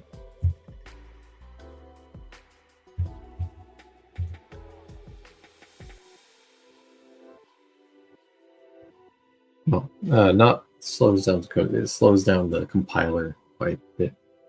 So you have to wait a really, really long time for things to start. But then once things do start, it's quite fast.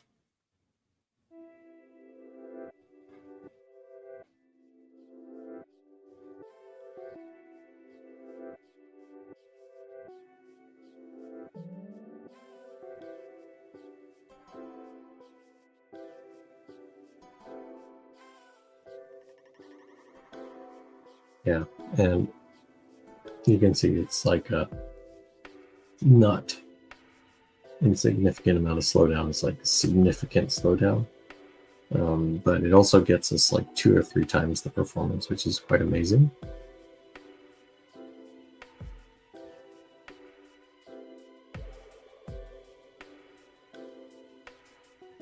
And, you know, when I experience these things, I kind of think, man, it'd be kind of cool if this was like a just-in-time compiler like Java, because there are kernels that will not be called very often, and some that are. And while the vector engine is executing those, the CPU has all of its cores kind of available. So a really advanced system could quite easily take note of which are the most called kernels and then tweak the compiler instruction for those kernels as it goes along. And that would be kind of cool. That would be very cool. Okay, so it is running, but it's also very wrong. And that is interesting.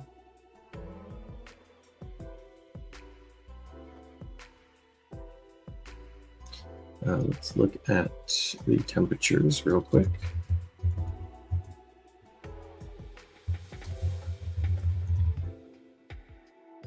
The zeros temperatures are in general fine on the warm side. But in general, fine. We can read the top things just to make sure that things are running. We're using 90% of the memory because we are loading things in 32 bits.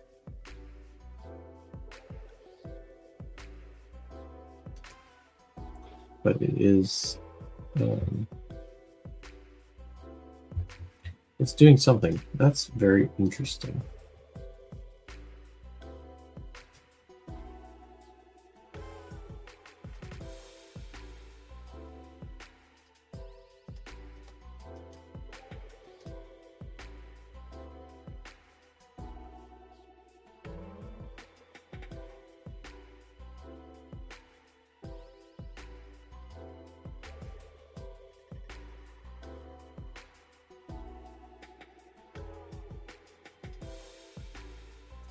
That's a funny.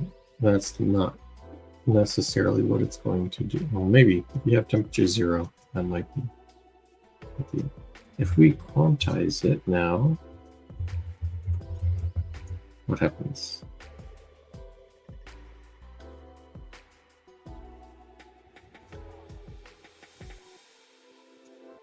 I'd expect the memory to go down quite a bit.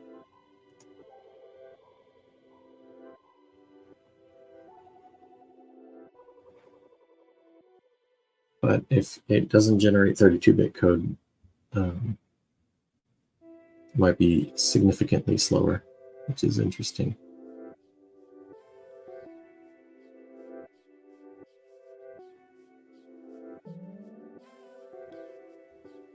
Now, in terms of performance, okay, so we are generating stuff. There is a chance that there's something wrong.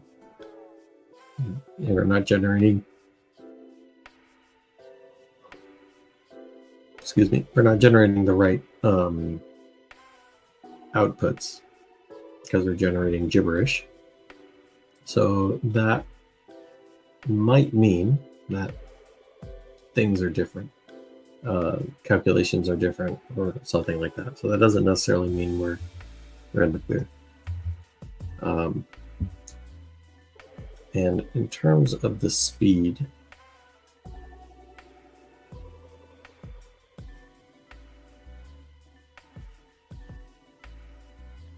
it could also be that these the names here are completely based off the shape.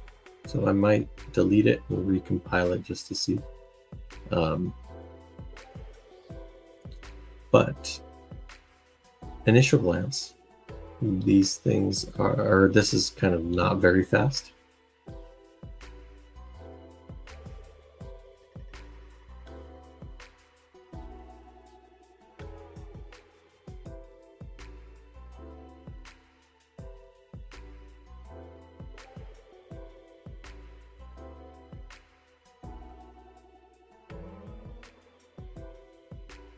Because it's like a few, so ignoring this whole compilation step, because that's something you just pay for once. And if you're mainly, training or inference, the first iteration's fine. Like it can be slow. Usually the rest of it is the main thing. You can see here, it's like doing one token every second or half second. So we got like 2 tokens a second.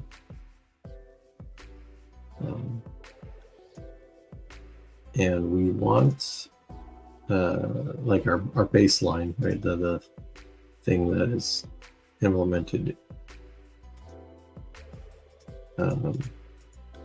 in Llama2.c is doing something like 26 on this kind of hardware.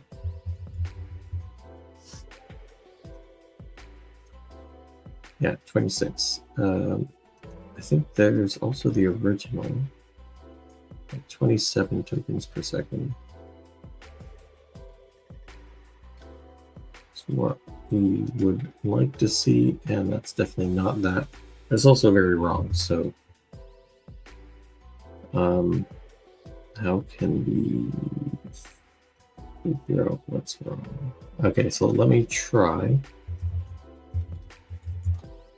getting rid of all the L files, SO files, and clearing the cache. And let's try that one again.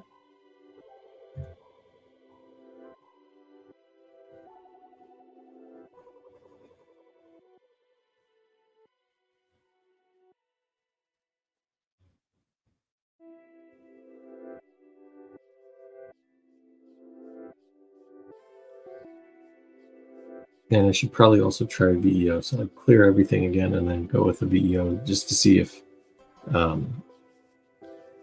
the kernels that we're generating are wrong. So this is, it's like a bug, but it's like a temporary thing. We are generating these kernels. And the name is essentially just due to the shape.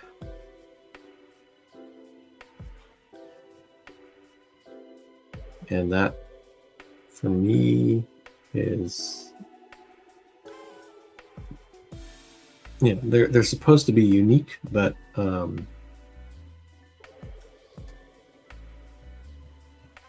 maybe they're not. That's my theory.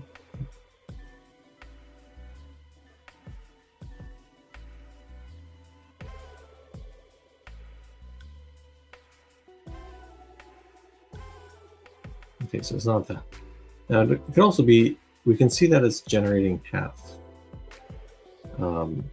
And if we look at VEJIT, I think we define half as float. So it could be that we're getting messed up because it's sending us 16-bit data and we're not dealing with it correctly.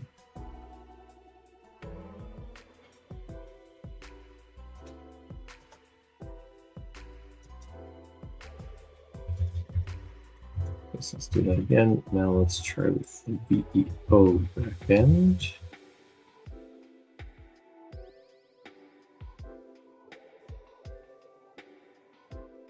So you might be wondering, what is the difference between the VEO backend and the VEJIT backend? The VEJIT backend is the first one that, well, the VE backend is the first one I created. And it was mainly using NLCPy, which is a NumPy equivalent library for the vector engine to implement all the things. Then we kind of like learned that it generates C code, so therefore using a function that's in NLCPy to generate a custom VE library, essentially. It's like you can generate some C code and then use that in your NLCPy code. So using that, we can take the C code that we get from the compiled Tinygrad thing and just compile it and run it, and that works. But NLCPy still is running on its thing, right? Like it's like not zero resources, a small amount of resources it's using. But regardless, when doing it this way, we're not using NLCPy.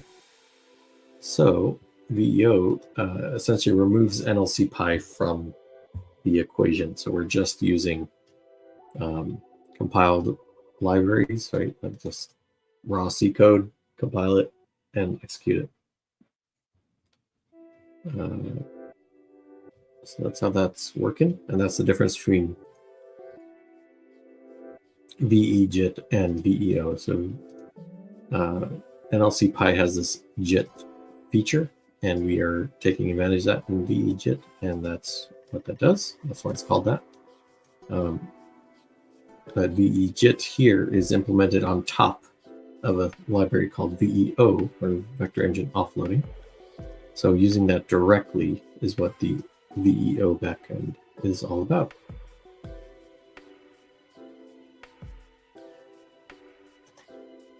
Okay, so definitely have something wrong with VEO. I'm not 100% sure what it is.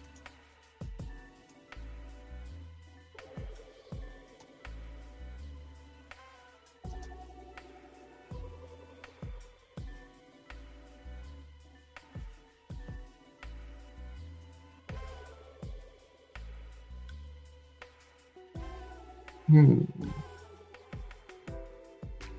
pretty sure like that's all the stuff we're doing. We're not doing anything too crazy. Let me merge this one instead, although I'm not sure if that's...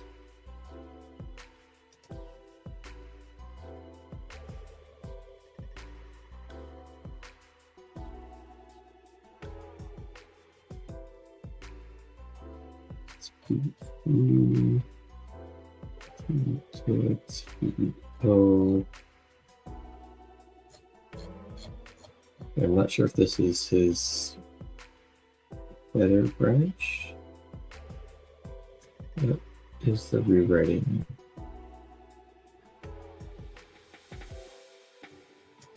This thing.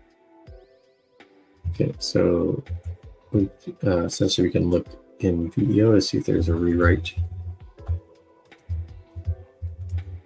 And I think not, so it's not due to that, and it's due to something else, which is very interesting.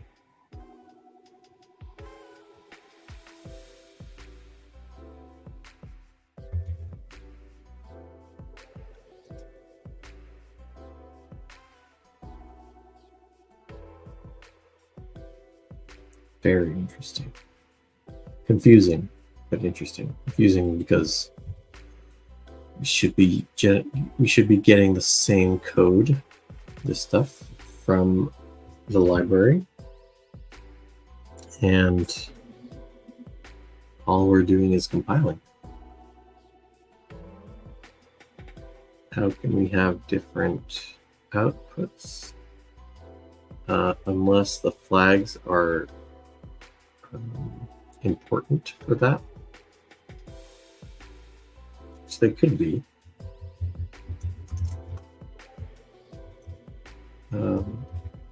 We disable parallelization and all of these are all good, but like essentially they're all good. But if we keep fast math, that's it.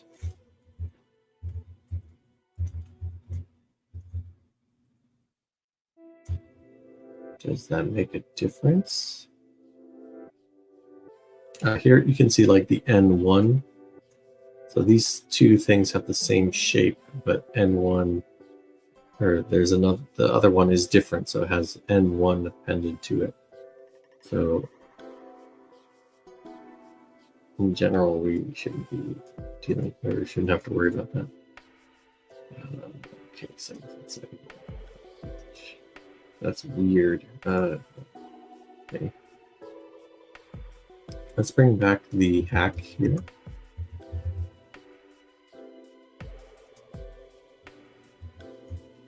Because I want to see if the outputs are mostly okay or mostly gibberish. Because what I get in the other branch, or with VEJIT, is mostly gibberish. Right, I forgot about this issue.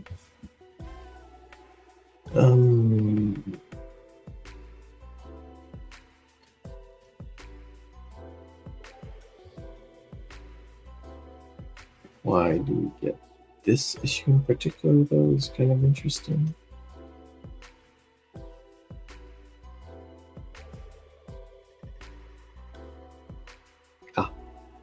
Yes, because the output size is wrong, right? Because we're skipping the token.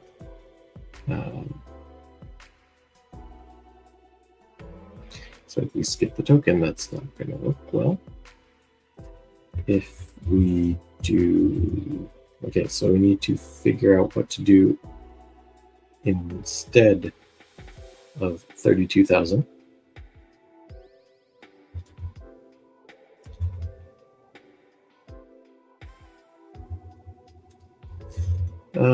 Let's do, so that's 0, 1, 2, 3, 4, 5, 6, 7. I think we'll do 7.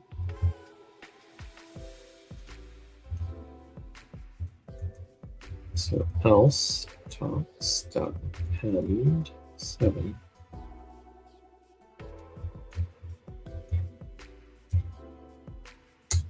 Should be fine.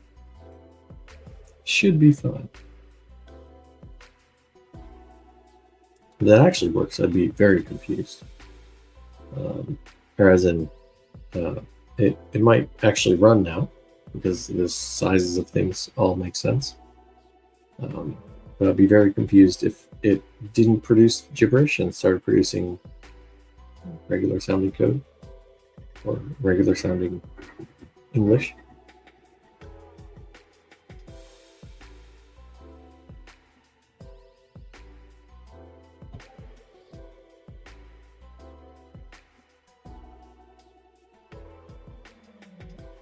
And it's also fun to look at the code that was generated. Right? So you can kind of see this is a vectorized loop.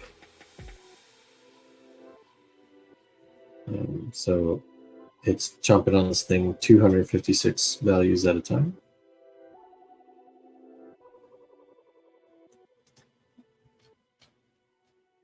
And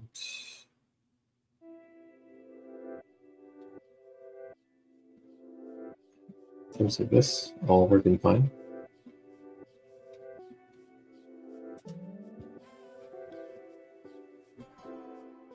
You see the message line 8 is vectorized, so this loop is vectorized. And that's a lot of kind of like casting. Casting is not, I guess, yeah, casting is a vectorized operation, so that works, I guess. Data 0 is float, data 1 is a half. And this is the thing I'm kind of wondering about, because we cast, so you look here, we're kind of defining half as float, because we don't have half in the vector engine. So that would kind of make sense. This is taking a long time.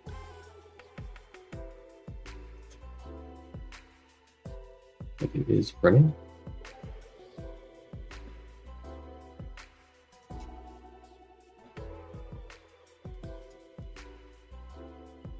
Did I have the...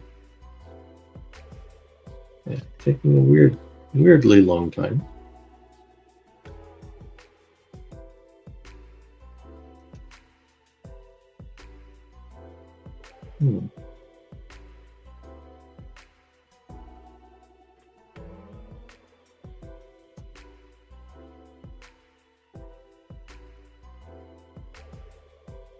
Yeah, this is an interesting...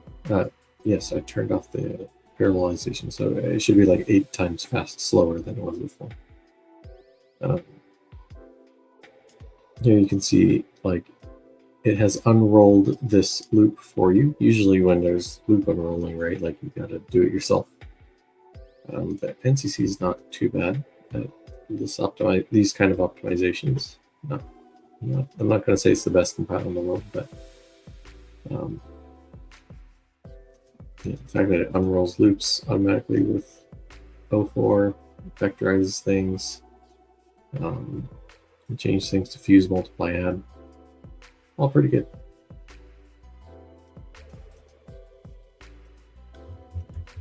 I have a feeling that might have been stuck, but I'm not 100% sure.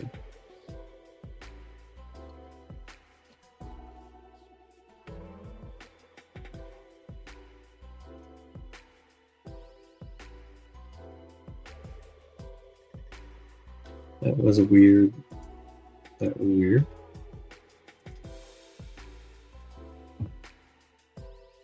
Alright, tell me if I mean joke. If we look at the threads, we are running 8 threads.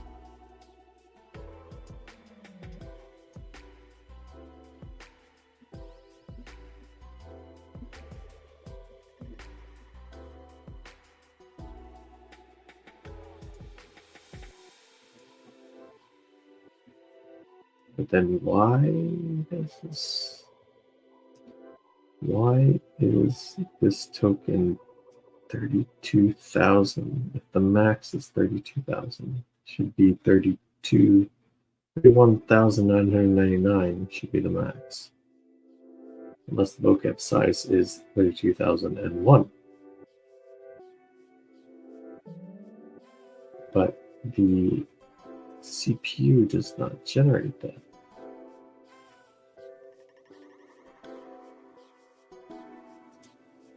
Very interesting.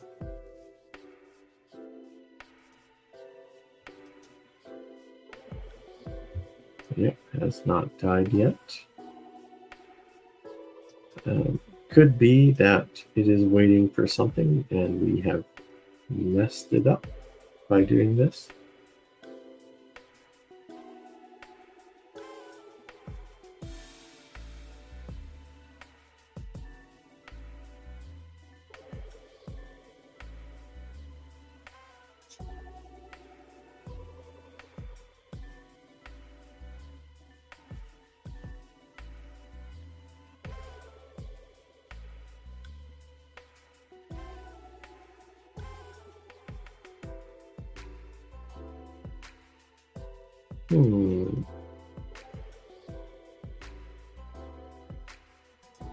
That's taking a long time.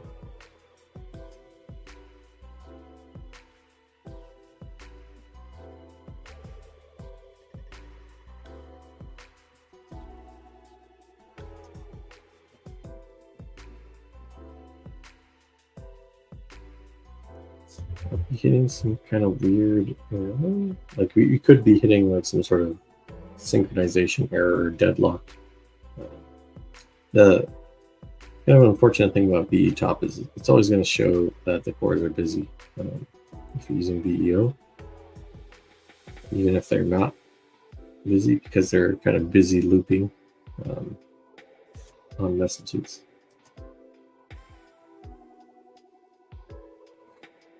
But damn. So went into this stream with one of the goals to be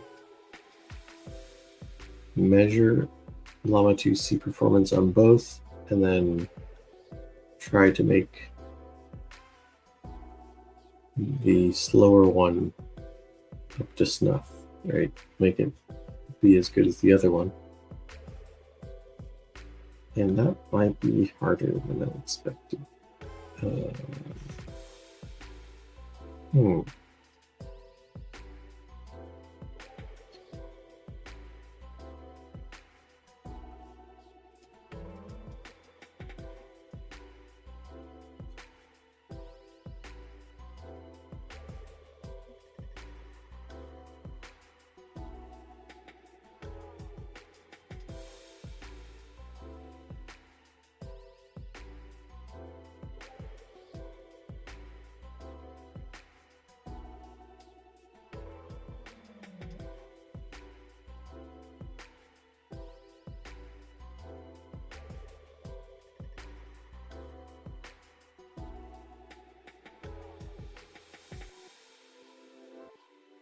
This personality thing is weird.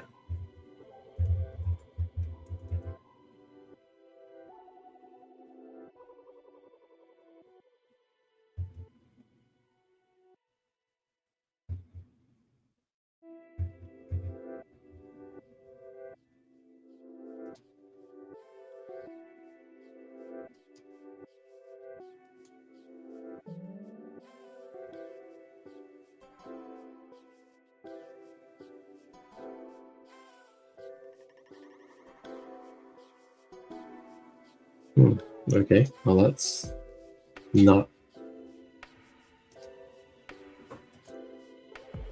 reasonably fast.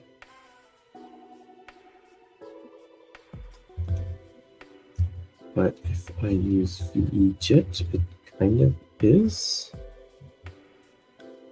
It's still too slow in VEJIT mode.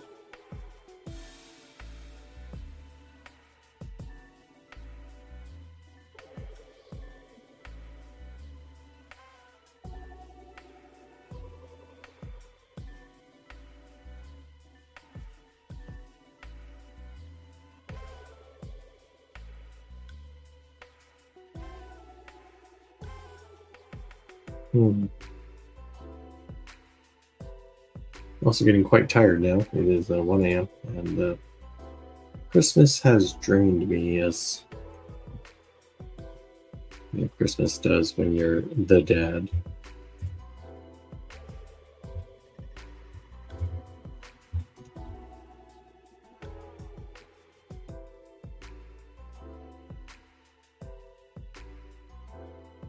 Let's give this a second to run. If I'm not mistaken, it does run.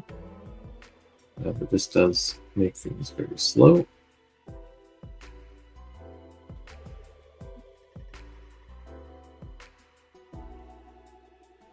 But this unroll thing, that's nuts.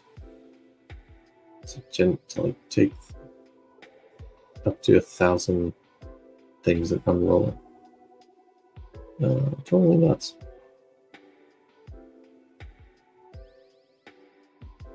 Okay, so it does run. You can kind of see if you timed it. 1, 1,000, 2, 1,000, 3, 1,000, 4, 1,000. So like 1 token per second, which is 20 times slower than what we expect. 27 tokens per second. So we need to get to the bottom of what's going on there. We can do debug equals 2. You can kind of see what's going on in various levels.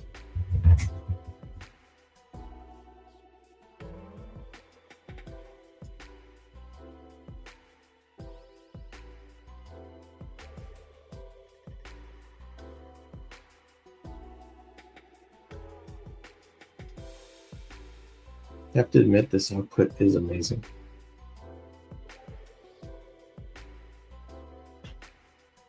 You can see so much useful information. And I'm talking about the Tinygrad output, not the compiler output. I mean, totally fine with the compiler output. It's pretty amazing too. The fact that I can see that this is parallel, right? And the outer loop being remixed to the other loop and stuff like that could be very useful. And then it vectorized it. Yeah, perfectly nice. This is great. But mainly like these outputs here are what's kind of very interesting. And there's like a lot of good information in it.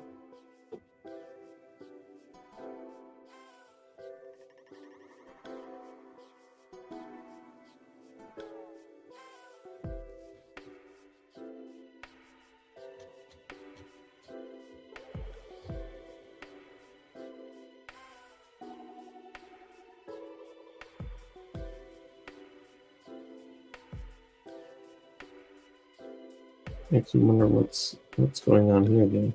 It's like these are not scrolling.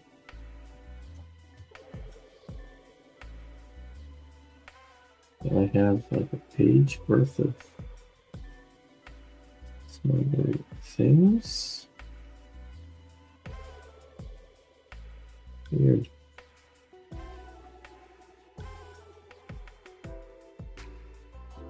There's like a lot of memory operations happening, which is odd.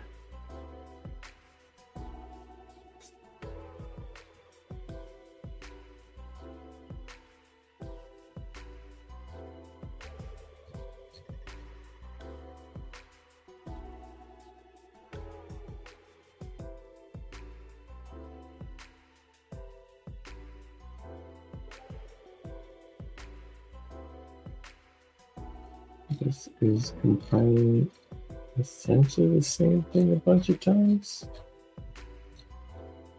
If I understand it correctly, that's what's going on.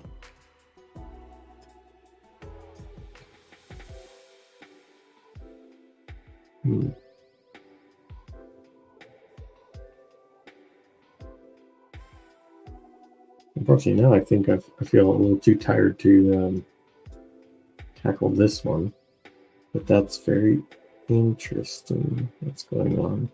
Like the fact that these numbers are updating, but every time pretty much the same kernels are being jittered.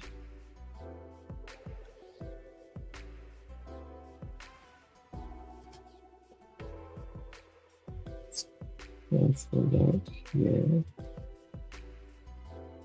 Okay. What it was doing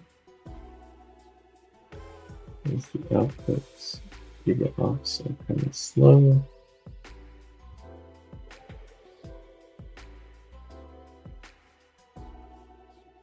last output is this copy.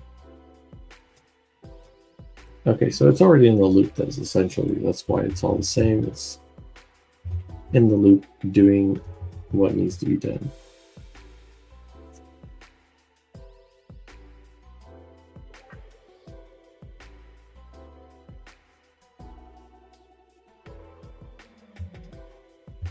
With this, we can kind of see the code that's being generated, which is all pretty cool.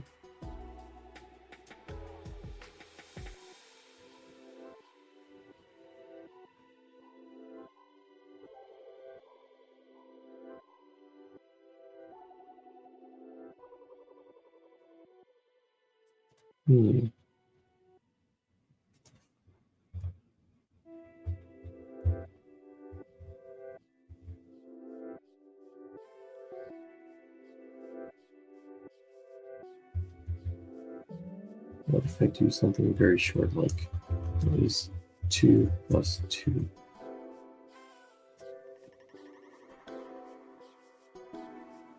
Should produce an end token. If it's configured correctly. It could be that the vocabulary is messed up.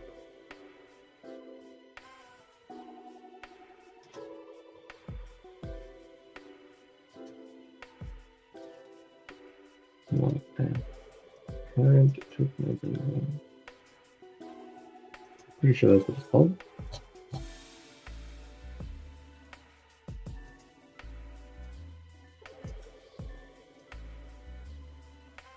Yeah, tokenizing model.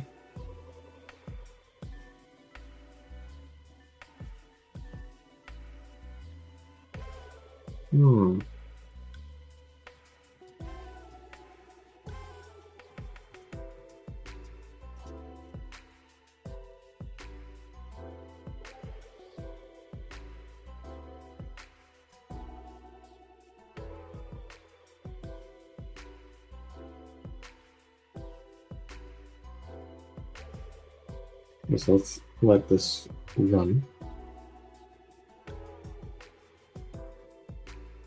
Yeah. Something is up with that tokenizing model. Or maybe not necessarily tokenizing. But something is up. I would like to see correct output. Whether VE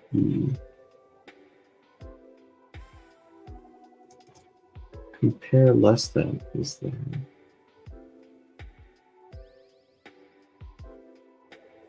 Okay, so what I'm going to do now is I'm going to try to load with the NLCPy backend, right? The VE backend. Because I remember there was like an error about missing an op. So we can try to see what that op is and implement it. We have compare less than, but no compare equal.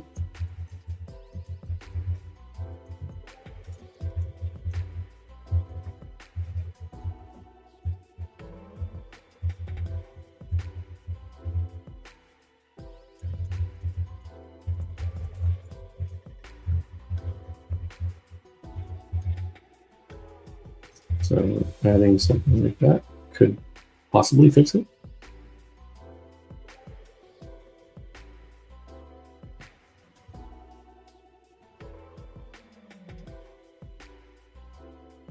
And I do think that NLCPy backend should be faster than it is. It would be very, very nice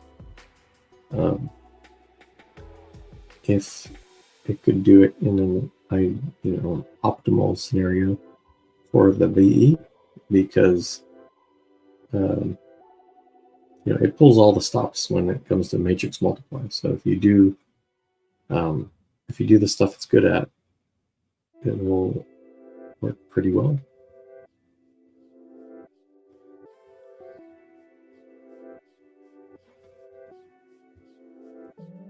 But 16 is not supported. That is interesting.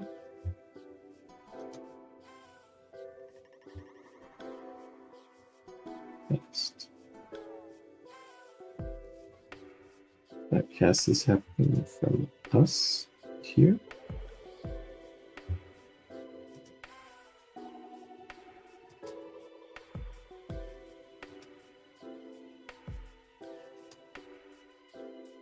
Hmm.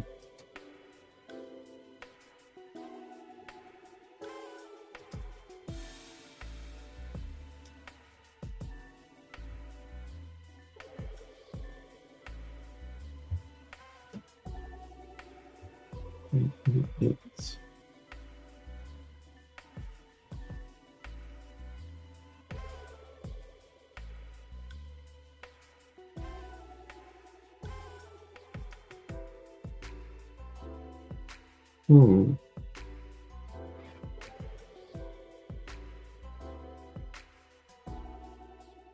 Is there a way to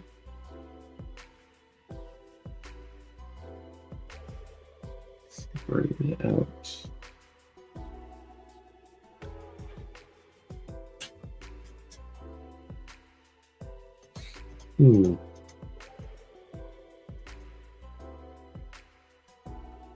Okay, we have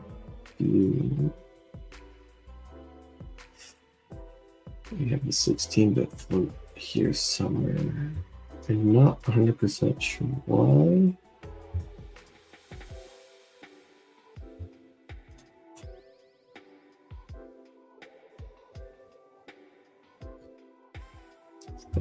Float 16.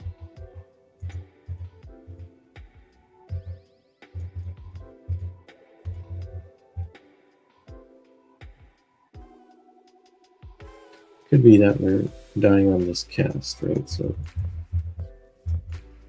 if we got rid of that and do it, we would fail somewhere else.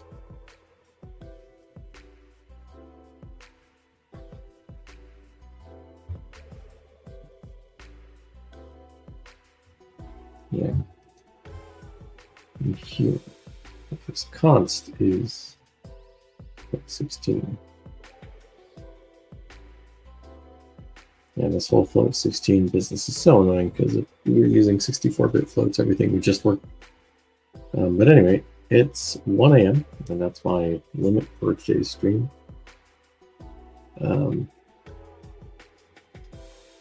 It's very interesting. We were able, so we're like really close with this Tinygrad backend to running Llama2, and I am very excited about that possibility of, you know, just having the flexibility to run anything on a vector engine is very new.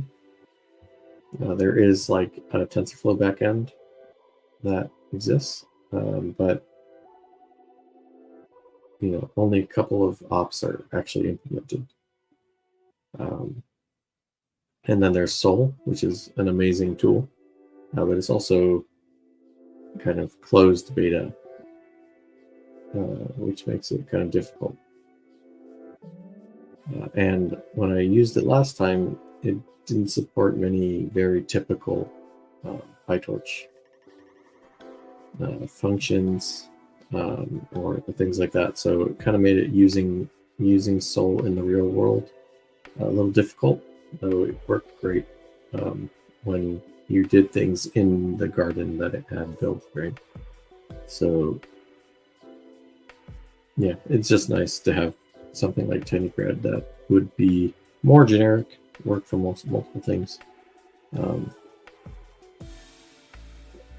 I am thinking about maybe diving a little bit into XLA. I'm not sure I'd do it anytime soon, but having an XLA backend for the vector engine would be kind of cool, especially if it's, you know, easy from the code gen perspective. If there's something we could just go like, oh, let's generate C code, let's plop it over there. We might look into that, but I need to study it a little bit more to kind of figure out how to get the build to work and all that stuff. That's all kind of a black box to me right now. But Tinygrad was, you know, just a few hours and I was already running on the back end and generating code. So that's pretty amazing. But anyway, so I'm going to sign out today. We do plan to upstream this. There's a couple of things that are missing right now, which is that we are using a patched version of VEO, or Pi VEO. And we talked to NEC to include our updates. So that's going to take a little bit. And I want to see like a teraflop or two in terms of the benchmark before we upstream it. So I do plan to take this and patch it up and send it to the upstream project. But it should be kind of simple, right? Like maybe we don't need VEJIT. Maybe we just have VEO if that's good enough. If there's some use for the NLC Pi backend, we might leave that in there. But I'm thinking first, using AlsoEO, we get 1 teraflop of performance measured from Tinygrad. Once we're there, I think I'm comfortable going, okay, let's push it up so that it can kind of be maintained. It's already at a status of where, performance-wise, it's okay. There's room to grow 1x, but there's not 10x room to grow, which is what the case is right now. So yeah, totally planning on upstreaming it so that everybody can take advantage of that in the future. But we want to get the performance up to a decent level, maybe not the max, like 5, like, what we want is the 5 teraflops or possibly more, right, with sparsity or things like that. But yeah, so in the meantime, we'll just continue working on this. This is the last stream of this year. 2023 was an interesting year for Express AI. I'm looking forward to 2024. And yeah, this is the last stream, so Happy New Year, everyone. We'll see you next year. And I hope you guys have a nice New Year's celebration.